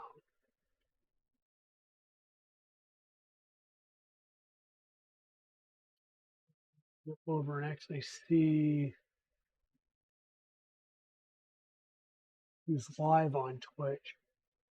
I noticed in the was it Creators Console, when you actually click on the raid button to try and auto set up a raid, it doesn't show everybody that's online that you're following. It just shows a handful. So, and there we go. The one, the only Big Jano is online. Let's go jump over and see Big Jano.